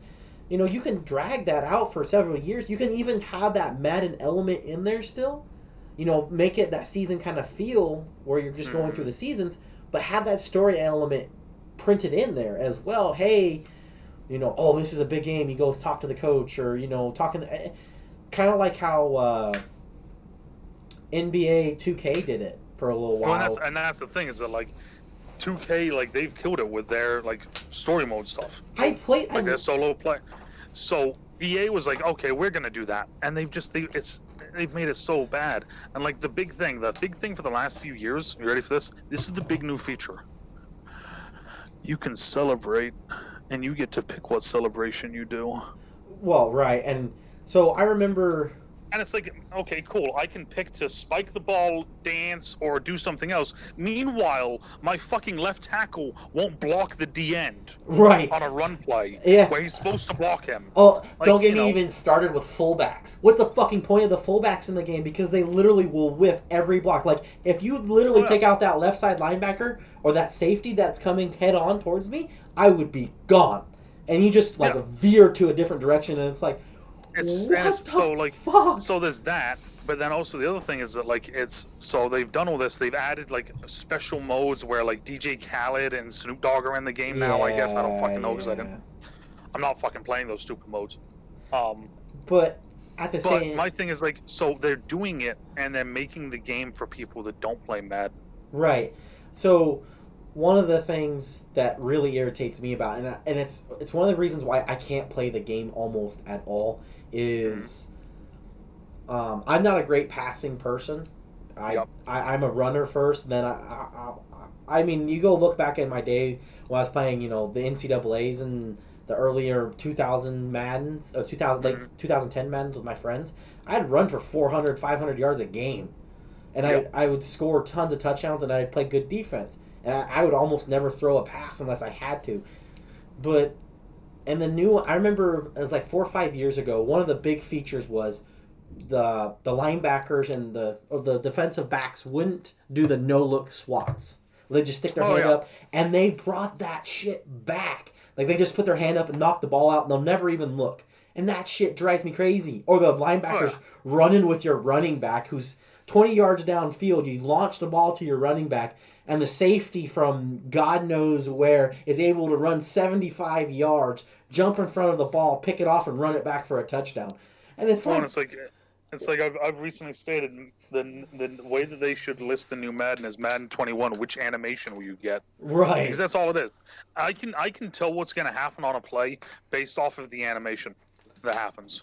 It's like that's how bad the game is based off of what animation I get as the play starts to begin. Like, if I throw a ball up and I press Y with my wide receiver, depending on what animation he does, I know if I've caught it or not. Oh, and or I know if it's been an interception. That's one of my biggest pet peeves is the catching. Like, if you're a 6'8" tight end whose job is to catch it down the middle of the field. Mm-hmm. And the ball hits your hands, you tuck it into your arm, and then you get lightly tackled, and you just drop the ball. Oh, yeah. You're not a very good tight end. Yeah. That stuff drives me crazy because, I mean, you'll throw it, wide receiver will catch it, physically catch it, turn around, start to make a football move, and then get tackled, and then the ball just gets dropped, and that's incomplete pass. It's like, if anything, that's a fumble. Come on, guys. Mm-hmm. Why are we doing this? So the new one in this game is you catch the ball, you fully land, the defender hits you, your character goes back up in the air, and the ball comes out. Oh, God. That's the brand new one that we've been getting. And then the crap of the juggling the ball. Now that's been pretty long. That's the juggling the ball thing. Has been there a pretty long time, but I feel like the defenders have like a 90% catch rate on the juggling the ball, while offensive players have like a -5. Because I've never almost seen but like a handful of times a ball get popped up in the air and my offensive guy catching it. It's always a defender, even though it bounces off 3 of my guys before it gets to that defender. Yep, 100%. And I loved Madden, but then they changed so much, and it's just so hard to play anymore because of the bullshit behind the game of, we're going to try to make this for way. Everybody. Yeah. And what they need to be doing is, instead of trying to make the game, or I think they should have actual football people there. Coaches, whoever. Somebody there saying, oh, no, that's not right. Hey, fix this. This needs to be that way. Because that's really going to happen. Now, do people miss blocks and that type of stuff happens and you got to kind of have that into the game? Absolutely. That's what makes the game the game. If you guys made it 100% every time, I don't even know what would happen. It'd break the game, because if the catch rate was 100%. Well, so and that's the thing. So like me and my buddies, we're playing computers, and their quarterback will be like a 68 or 70, and they go 20 for 20 on us, 500 yards and like 3 touchdowns. Yes, I play a lot of if I'm testing. How I have enjoyment in the game is I usually go create a team like. Like all the best players in NFL, that I can physically put onto a team, I'll do that and just go play like the Miami Dolphins because they're the worst team in the game. And then you get freaking the bearded wonder, what the hell's his name? Fitzpatrick. Oh, yeah, Fitzpatrick, yeah. Who's throwing like 25 of 26, 3 touchdowns, 370 yards and 4 touchdowns and no interceptions. And I'm like, yeah, Fitzpatrick's never done that. So why are we putting that in a game where he's literally completing every single pass? Yeah, it's yeah. But then it's the opposite's true. When you go and I want to play as my 67 quarterback who has 99 speed, and you throw a ball and it just gets launched into orbit because he doesn't know how to throw a ball all of a sudden. But yet Fitzpatrick or the 67 people over there, they can throw it perfect every time. Yeah, it's fucking mind-boggling. So it really is. Yeah, there's your dark age shit for sports games. Yeah, 100%. Yeah, no, I mean, I think there's some game, I think for the gaming industry as a whole, COVID has kind of helped it a little bit, but at the same time, right this second, it's helping it. But in the future, it's going to really hurt it. Yeah, because I don't know if you're going to get that interaction. I don't know. The games may be more creative, which maybe is a good thing. Because I feel like we have so many cookie cutter games. So it'd be interesting to see what's going to happen. I'm nothing in a while has been like a new concept, really. I mean, Ghosts of Tsushima is a copycat of a lot of games put together. I mean, the combat's kind of based off of, For Honor, where you're having to, pick a stance, and then it's not having to choose where you want to swing the sword or block, but you have to, pick a stance for the opponent that's in front of you.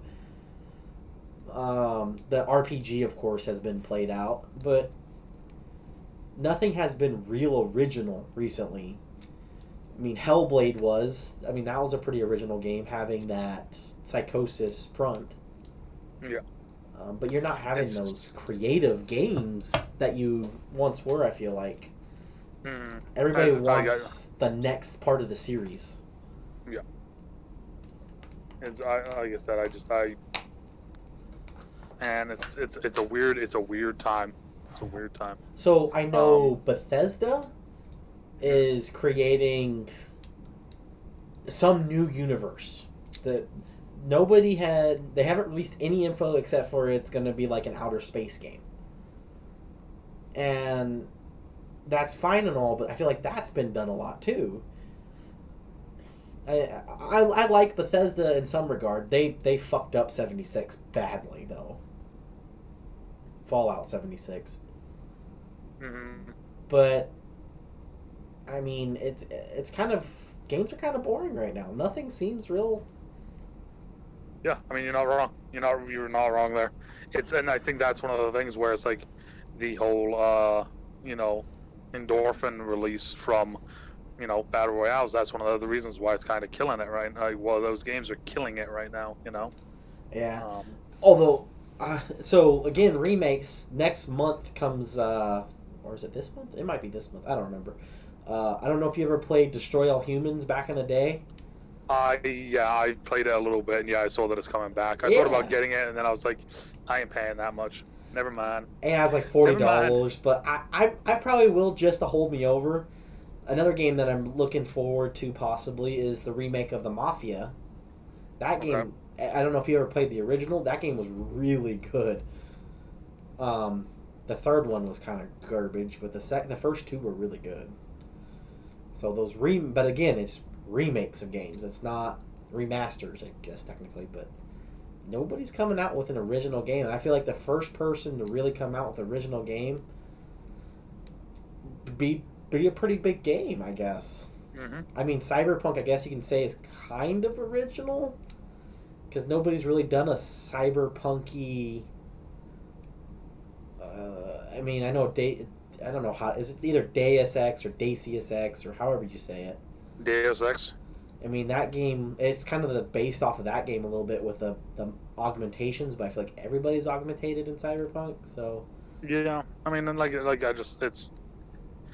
and I think it's one of those things as well where it's a coming up with a new game that lasts a while, but it has that longevity sort of thing, and I think that's where the last part of it is where the companies are, trying to get it. Because think about the amount of money that you put in gaming companies put into a game, right? Right. And then you get a game like Fortnite where they make how much fucking money a day off of microtransactions? Right, and it realistically a super simple game. Yeah, I mean, it's okay, we're going to change this skin so it looks like this. If you put one editor down in a room and just have him make skins for a day, I almost guarantee you some dude could make probably like 20, 50 skins in a day. I mean, yeah. Just easy, just change this, change that, change this, change that, do it like this, do it like that. How many other skins are just different colors? Well, and that's the thing. It's right? So it's like, you do that, and you sell each one of them for $10 a pop. Right. Some people are buying them at $10 a pop as well. It's just it. So, I guess the question would be: are we experiencing the death of story-driven games? Yes and no. We are, but it's there. We are, and we're not. What it is it's starting to become a thing of, for instance, Mortal Kombat. Right. NetherRealm Studios have been doing a fantastic job with fighting games recently, and it's because they do a great story with the game, but then the games themselves are really good. Right. So the most recent Mortal Kombat came out, I think, 2 years ago. I could be wrong with that. But they just came out with a DLC that added an entire brand new story mode to the game. And if it wasn't $40, I would have bought it, or $30, whatever the hell it is, because I loved 11, or was it 12? Whatever number they're on. Yeah, it was 11, I think. Yeah. And I saw that, and I really wanted to do it. But I think what we're seeing is a new version of storytelling. Because, for instance, Overwatch 2 is going to have a PvE story mode in it. Right.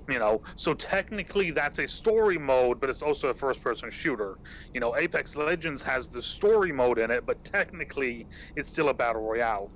So I think that's kind of the newer direction almost, because it's one of those games where it's easier to produce new content for the game Then it and is coming out with constantly the be able to game. put stuff out than it is about spending 2 to 3 years making a game and then selling it. Ooh. And then, like, it's either going to bust or it's going to do well. Right. I'm actually curious. I'm looking something up real quick So, I because mean, I'm curious if Titanfall 1 came out before Fortnite. Because if you really look at that, 2014. That'd be kind of interesting to see if Titanfall was the beginning of the story-driven multiplayer type of situation. Because that was the first game I can remember where they like made you play multiplayer to get the story, which was interesting. It didn't do very well, but yeah, it beat it by several years. Well, but then also, I mean, think about that though as well, right? So you have Titanfall, which leads into Titanfall 2, which leads into Apex Legends, and it's all the same universe. So technically, it's all the same story. Right. Why? Wait. So Apex is made by the same creators as Titanfall 2? Yeah. Oh, I didn't know that. Yeah, it's set in the same universe. Oh, did not know that. So in Titanfall 2, Kuban Blisk is the main antagonist, right? He's the predator. He's part of the Apex Predators. He's a mercenary. He's the one that's hunting you down and all that. In Apex Legends, apparently, he's the creator of the Apex games. Huh. Yeah. I did not know that. That's pretty interesting. So, yeah, I guess I could see that, we're into that we're seeing the difference. So, like, the other thing is, like, if you play Titanfall 2, right? Yeah. Which is a fantastic game. If you're playing the multiplayer mode, there's the R101, the R201, and in Apex Legends, there's the R301. Huh. In Titanfall 2, the charge rifle is a weapon used to take down Titans. In Apex Legends, it's a sniper rifle. Huh. So, like, they've literally moved stuff over, and then, like, holo pilots, where you can throw dummies of yourself or decoys of yourself, is the same thing that Mirage does. Huh. Right? So, like, it's crazy to think about because, like, a lot of people don't know about, like, don't really get that. But, like, for instance, and this spoiler alert for everyone out there who hasn't done all the quests. So if you haven't watched it, go off now, and then I'll do something to tell you when to come back. At the end of the quest line, you have a head of a robot, and the robot is Ash, and Ash was a mercenary from Titanfall 2.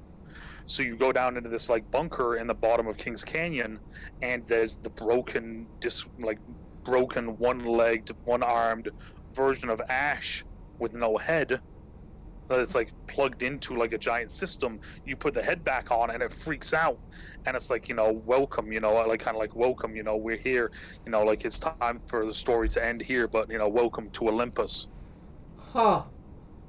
So like it's just like it's crazy because it's such a like they've done a great job with interpreting the two of them, where like if you don't know that it's in the Titanfall 2 universe, as soon as you start seeing the little things between the two of them, then immediately it's like probably like you are right now, your fucking mind's blown, right? Like, yeah, that's pretty interesting. I didn't know that they were the same universe. Yeah, so like that's the cool thing for me is like because I played Apex first and then I played Titanfall 2, and then that's when I was like, that's when I kind of was like, that's when everything kind of started clicking, and that's one of the reasons why I'm more into Apex right now is because the story is just like it's unreal, So they just took what they learned in Titanfall, retuned it to make it better in Apex. So they were going to make Titanfall 3. Right. And then they noticed that battle royales were getting big, and they said, "What if we did a battle royale, but in our universe?" Huh. And they wanted to do something different because a lot of the battle royale games are just a basic character that goes into the game. And they said, "What if we did specific characters that you play as that have abilities, and like your pilot does when you play as them, right? But instead of having a Titan that comes down, you have an ultimate move, like that sort of thing." So like I was like, as soon as I started like reading into more of the backstory of the game, it's like, holy shit, like this is fucking incredible. Yeah, that's insane. I didn't see that's the type of stuff I probably wouldn't pick up on necessarily because I'm not big into a lot of lore on games. Like I'll pick it up as it goes, but it'd probably be completely oblivious to me unless I had just played Titanfall 2. Like, Yeah. oh, wait, I know that guy. Mm-hmm. Huh. So so that was kind of the cool thing for me with that, was See, that's what more game developers need to do is tie their old games into the new game. I mean, so like some people were trying to say that Uncharted and Last of Us were the same universe. The problem is the last Uncharted took place like 4 years after the outbreak in Last of Us. Yeah. And it's like, if you guys would have just done it a little better, you could have realistically combined those two worlds a little bit, made it a little bit more the same. Now, I know some games you can't connect, because I know Naughty Dog, or I think it's not Naughty Dog. It's not Naughty Dog that made Crash, but, you can't have those realistic games mash with non-realistic games, but... Mm-hmm. But yeah, that would make the games seem a lot more fluid, even if it's kind of like what is it DC who's been kind of doing that, like they kind of have all that same universe, or I guess Marvel technically. Yep. They're all the same universe, but they're their own story branches in that universe. Mm-hmm. And I feel like you could do that'd be a really easy job. Hey, you meet this character in this game, let's branch off of that. I know Uncharted tried it with some character, but I didn't play that one. But still, you could do that and make sure it's a character everybody likes or even dislikes. Realistically, you could do that. Let's learn about this character. How did this character become this way?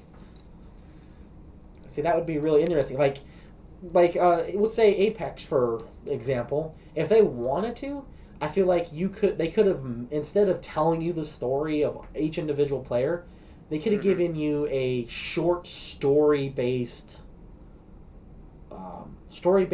like a mission. Yeah. And hey, this is what happened to get them to this point. Well, and so the cool thing with it as well is that they haven't given like that many things on many of the characters. It's like we actually don't know a whole lot about most of these characters. We know a little bit from their bios and voice lines, right? But unless there's a video that they release in their very specific art style, right, or the most recent quest line that they've just started doing, there's nothing that we have to know much about these characters. So it's kind of cool because like right now we just did a story revolved around Loba and Revenant. And the next place that we're going, spoiler alert, we're going to a planet that is the home of Octane and Lifeline. So it's most likely going to be a season based around those two characters because that's the home planet that we're going to. Right. I mean, and I understand why they're doing that. It gives the game longevity. Like you only do one or two characters here and there. But you say, okay, so say after the season's over and the characters have been, whatever the part of that season is, hey, we're going to show you how we got to this point. Let's go play this quick mission. You could realistically do that and it not take a whole lot of effort. Oh yeah, but so instead of doing the mission, that's the thing I was saying with the YouTube. That's what they do with the YouTube stuff. So like they did a Void Walker video, which showed how Wraith became Wraith, and like the whole situation with who Wraith is, and they just did one with Bloodhound, where it was like showing like how they became the way they are. See, that's even cool too. You're still creating that lore, but in its own way. What they did was they did the trailer, they did the videos, and then they released an event where they changed an area of the map based off of those characters that relates to the characters, and they do a huge event based around it as well. Huh. Yeah, see, they're doing it right, I feel like. Yes. They're creating a world around their game. Mm-hmm. Even though I'm not big into the battle royales, they're still creating that story behind it. Maybe not in a fashion I like, but I guess they're still doing that. But now the question is does everybody play that game just for that though? Oh no, not at all. Or do you have those? There are a few people that don't even like that mode. That I'm saying like. Yeah. I'm just playing this game just to go in and kill a bunch of people and call her good. Try to get that victory. Oh yeah, there's literally people that like all they play for is to get kills, to get get better ranked rating, and just all this stuff. But I mean, it's one of those things though. For me, with that, it's like with the game of Apex, like yes, you can do that, but no matter what though, the lore aspect of it is always there. Right. Because it's not just as simple as, okay, I'm going to load into the game and I'm just going to go find a gun and shoot someone. It's not, okay, I'm going to load into the game. I'm playing as Watson. Okay, who are my teammates playing as? Okay, they're playing as Lifeline and Caustic. Okay, cool. So this is our team composition, which means we're going to play more like this than we would if we were playing like this, if we picked these characters. Right. So there's that element to it. You always want to have a good balance of people on a team. Yeah, and I can it's tell not you, just like it's not just like for Fortnite where it's like you load in and it's like, okay, let's just find out let's just go kill people. let's find all the guns, find the best gun, break a bunch of shit, and Yeah, collect a bunch of material so I can build the highest tower to show who has the biggest woohoo. Yeah, exactly. Yeah, that's pretty interesting. I didn't know about a lot of that about Apex. So yeah, like I said, it's one of those things. Not a lot of people. I can tell you right now, if we're gonna play any game ever together that like I have to choose between anything, I can tell you right now I'm gonna be a tank. Oh yeah, that's fine. I like soaking up damage and dishing out. Like, yeah, I may get only that one hit in, but that one hit's gonna hurt. Yes, sir. Yes, sir. I'm gonna absorb a lot of damage, but god damn it, I'm gonna put out some. All right, so moving on to the final topic of the night, and it's been a reoccurrent segment since my stream wife decided to have it on as one of her topics, and she said that I should do it every week. It is my life as a. I work for the Transportation Security Administration. Boom, there we go. Okay. So, what is that entitled from you? Well, and of course, say as much as you can. Like of course I said it. I think last week or 2 weeks ago. Say what you can, so you won't get fired. Right. So, for people who don't know that, it's TSA. I'm a TSA officer. Mm-hmm. I work at the airport. I'm the person that takes your fucking bottle away that when it's too big. Yeah. It's fucking 5 ounces, not 7. Well, yeah. Well, 3.4. 3.4, goddammit. Although if it's 4, I probably let it squeeze by most of the time. It's a lot of bureaucracy, and I'm trying currently to get out. I'm actually waiting to hear back from an interview. I should hear back tomorrow, so I'm pretty excited to hear about that. So, but yeah, I mean, it's not really exciting. It's not an exciting job. I mean, literally, I do exactly what everybody thinks I do. I can be mean. If you're mean to me, I'll be nice to you. If you're nice to me, I was gonna say I can only imagine, especially in like an airport, right? Like that must suck. Like just dealing with because for me, I hate flying. So we don't see the aspect of the flyers hating. That's usually the airliner's problem. Oh yeah, but so for me though, the entire time I'm traveling there, I'm in the airport, I'm all of that. I'm not in a mood. I'm not in a good mood because I don't want to do it. Right, and we have those people, but for the most part, you're probably still kind and courteous to people because it's what you were taught to do as a kid, and then if you didn't, your mom would probably backhand the crap out of you. Yeah, I mean, but my mom would probably also backhand the crap out of the kid that said something to me that. Yeah, well, I mean, yeah. So, but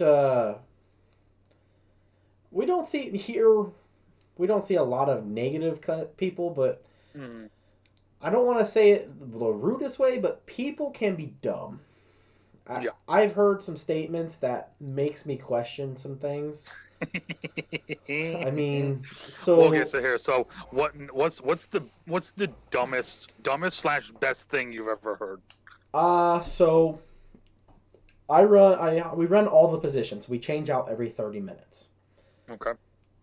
So I was behind the big X-ray machine, which is not the big the scanner. It's the actual where you put your bags through. Okay. And in standard lanes, most people know now that your electronics have to come out if they're larger than your cell phone. Your laptops, your iPads, all that fun stuff. Has to come out being a bin by itself unless you're fancy and have pre-check. Lady did not take them out of her. She had a roller bag. Didn't take out either her iPad or laptop. At the airport I was working at, we were allowed to send them back out of security, tell them to take it out, and then we can send them back through. Okay. So I lift up the bag. Hey, is this your bag? Yeah. Well, you left your iPad and laptop in this bag. And she looks at me with the straightest of faces and goes, "Oh, I thought they just had to come out of luggage, not bags." I had to stop for a second.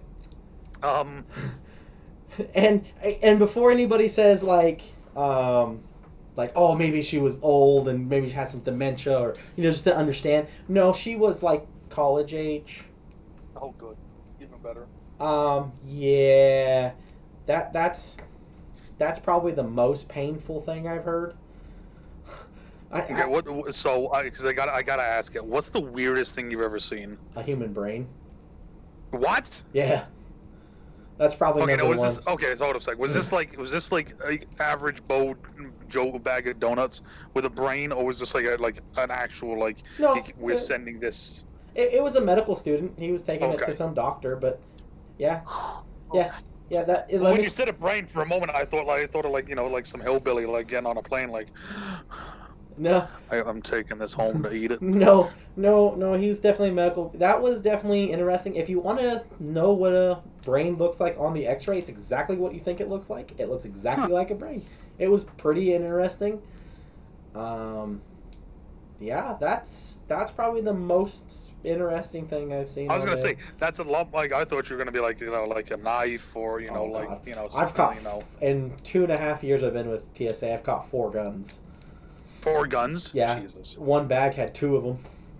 Jesus. Yeah, both loaded too. Oh, fuck me. Rounds in the chambers. God yeah. If you wanted to know, the fine for that, if you bring a loaded handgun onto the checkpoint, per gun is $10,000. Oh my God. So we're pretty sure that guy got hit by about $30,000 worth of damage. Oh my God. Could you imagine that, flying to home and got $30,000 worth of debt now? That's crazy. Yeah, just fucking you get home and it's like, say, "What's up, babe? I'm home." And it's like, "Oh, you are, huh?" Yeah. Yeah. By the way, babe, yeah, this thing happened. Yeah. Oh my God, that's fucking crazy. Oh yeah. Yeah, so when I very first 2 months I joined, I caught a gun, and it was like an 1890s Colt Dragoon type of single action revolver by some old guy in his 80s who just bought it at an antique gun show and forgot it. Oh man. Forgot it was in his bag. This thing, it was a laptop bag. Laptop bags are pretty standard size. They're probably 16 inches by probably 12 inches tall. It took up 90% of this bag. And it's I'm pretty sure it weighed more than the laptop. And when you took out the laptop, could you not feel that extra weight in there still? Oh yeah. So, but he didn't get charged because it wasn't technically, it was still a firearm, but it was considered an antique in fireable condition. And they just let him take it back to his car. He was like a retired air marshal or retired marshal or some crap. God damn. So that's crazy. Yeah, that was definitely interesting. And it's hard, I go every day, or most days, and it's hard to remember all the stupid things you catch. Mm-hmm. Yeah, it's of course, because I'm not a TSA, but some of the people that I work with, boy oh howdy, there's dumb things that have been said or done. One of the people that I worked with, don't work with her anymore. She once was telling me about how if the rich had less money, I would have more money, because that's how it works. And then she was so she went into that whole spiel, and about like how dare they have billions of dollars, like they're not doing anything for it, da da da da da. And then I leave to go to lunch, and I come back, and she's changed. They had this board where she put motivational quotes on it, Right. and the motivational quote was like from like Ted Nugent or something like that. It was like some multi-billion-dollar like guy, that like doesn't really do much for work anymore because he's already made his billions. And like the quote was like from them about how like working hard will get you to where you need to be or something like that. I'm just like, oh boy. Ugh. Yeah. Yeah, I've heard some dumb things. I always like asking the old people that I meet, like the older veterans, what the dumbest thing they've heard, and they have some pretty good ones too. I mean, it's pretty surprising. Like, I've never worked a retail job before, but I'm pretty sure this is how people would describe it as for retail. Just customers not always right. And the best part about my job is I can tell them that a lot of times. Is that you're not right? Mm-hmm. And that's pretty fun. Well, the one that I love is my buddy Big John. He's in college.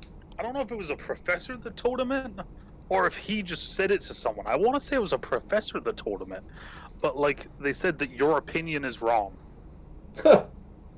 And ever since then, it's been a running joke in my like group of like college buddies that I have.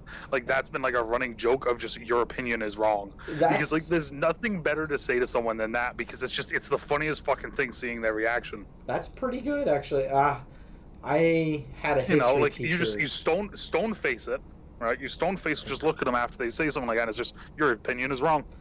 And just watch them lose their shit. Meanwhile, you're just like giggling in your head, I had a history teacher in high school. Mm-hmm. She was dumber than a box of rocks. And she ended up getting fired at the end of the year because so many people failed her class on purpose to get her fired. That's awesome. So, I'll get to back to the part, but the main part of the story was she asked the class who had Native American in them. Okay. One girl raises her hand. I have Native American in me. The teacher looked at her and goes, "No, you don't." It was just like, okay. Excuse me? Are you the DNA tester just by looking? Because that'd be a pretty cool power to have there. Yeah, right. Cause I had something similar like that happen to me in high school. I took home ec my senior year. Right. Because, well, it wasn't home ec, it was more cooking. I was like, literally, it was a cooking class. And I took it because I was like, I get to cook food at school and eat it. Right.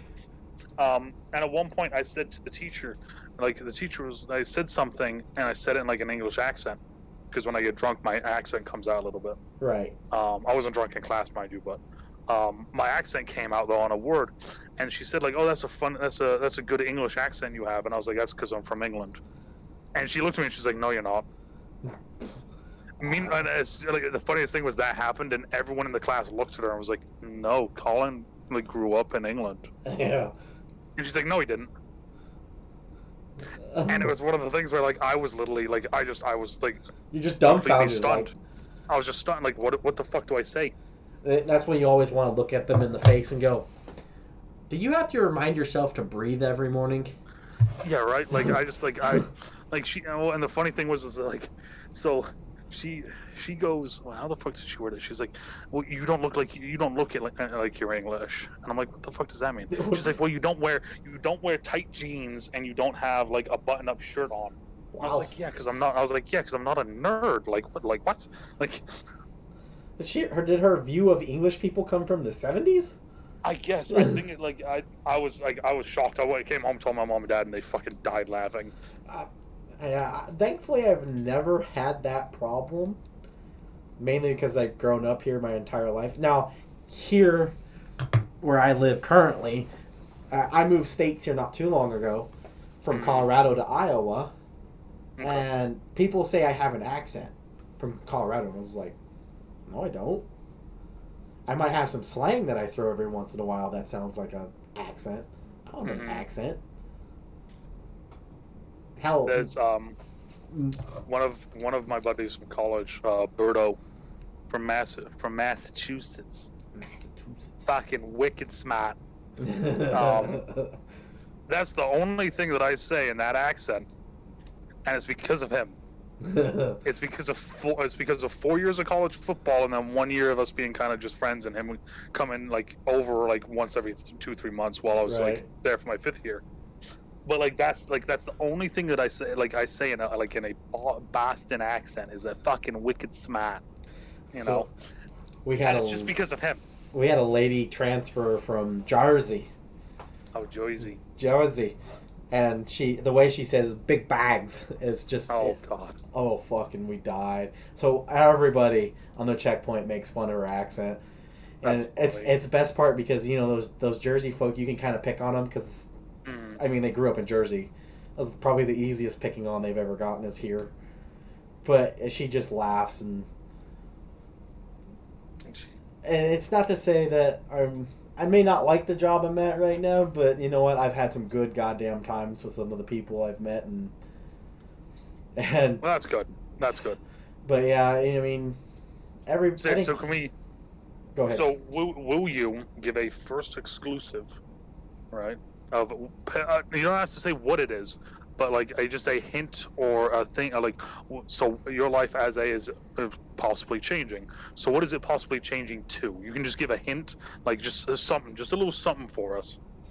Well, again, it's all based on of if I get it tomorrow or not, but it's not really gonna be out there. I probably won't tell the company, but I'll be a shift supervisor. Oh. So, you know, for a company here in Des Moines that does security. Okay. That's cool. probably what I'll say. Probably I'll talk about it for the time being, just because I don't know. Hey, that's fine. I wanted a little bit. I just wanted a little spice, you know, a little spice to end the podcast. Yeah. Yeah, man. I mean, do you have anything else you want to talk about? We've been going for a while, so. This has got to be getting close to your record, no? 2 hours and 20 minutes? No, really? No. I'm at almost 2:10 right now. The longest was. Oh, where is it? Here. Nope, that's an hour 50. That's not that one then. Where the fuck? Maybe it is. Yeah, it's getting up there. Actually, I thought my longest one was almost 3 hours. I guess I was wrong about that. No, this one. Yeah, this one's getting close to what? Yeah. I mean, the longest one that I've ever had was 2.5 hours, and it was with and he just showed up in chat. I don't know if he's still here or not, but Eat It Pal. We went for almost 2.5 hours. That's the longest podcast. So, yeah, yours is one of the longest ones. Yeah, he showed up on the 12-hour stream. Oh yeah. A while ago. I want to do a 24-hour, but the only way I'm going to do that is if I get that affiliate, and I'm struggling on those views. I can't get that 3 average. Sit at about 2 most of the time. Well, you know what? We gotta do something about that. So for that, what I will do is I'm gonna tag you on all my posts about this. I'm also gonna drop a link to your Instagram, your Twitter, and your YouTube in the description of this video on YouTube, or your Twitch in the video, so people can find you. Because I mean, like guys, Bearded is doing something a little different with doing story mode games, but it's a lot of fun watching them play. I've had a lot of fun watching them play while I'm at work, just fucking around, and very underrated. I will say that straight to your face, sir. You are very underrated. Well, I appreciate it. I try to stop in every once in a while, but you stream at times I'm usually at work, and it's hard to stop in. Yeah, I've been kind of just getting on when I want to these days instead of my usual this is when I stream sort of thing. Well, so right now the schedule is, unless I change jobs, but for right now schedule is at least Saturday mornings. Mm-hmm. I will be on Saturday morning starting at 8 o'clock. It's Central Standard Time morning, 8 a.m. Central Standard Time. I try to play something story-driven. Right now, like I said, it's been a hard time finding something to play because nothing has been really good. Now, I've been playing Ghosts a lot, and I've been playing it a lot off-stream too, but there's so much to that game that I can still play it on stream. And you'll be fine. Yeah, I'm going to start trying to look for more games. I'm trying to find a more RPG-driven type of game, but that doesn't like an MMO RPG, but that's not an MMO. Yeah. And it's been a struggle trying to find. I can see that. I can see that. Because I want that kind of grindy feel, but I don't want to have the. I don't know. They're super grindy in MMOs, and I just don't feel that much grindy. So. True. Well, sir, thank you for coming on tonight. I really appreciate it. I appreciate the opportunity to come on, man. If you need to have somebody, last minute dropout, for the time being, Sunday nights I'm free, so just hit me up. I'll probably be able to join. Sounds good. I mean, yeah. I mean, like I normally try to get all of like the majority of my guests. Some of them have been 2-timers. I know I almost always want to get people on again because I think it's always interesting to hear how people are doing again after a little bit. So yeah. So I mean, the people out there, you will definitely probably be hearing from, Bearded Bigfoot again. But yeah. So I mean, make sure everybody, if you check this out, make sure to go drop him a like. Go drop him a follow, or go over, watch, hang out with him for a little bit. Yeah. So depending on where you are, good morning, good afternoon, good evening, and good night. Stay out of trouble, stay safe, and we will talk to y'all later. Bye. Laters.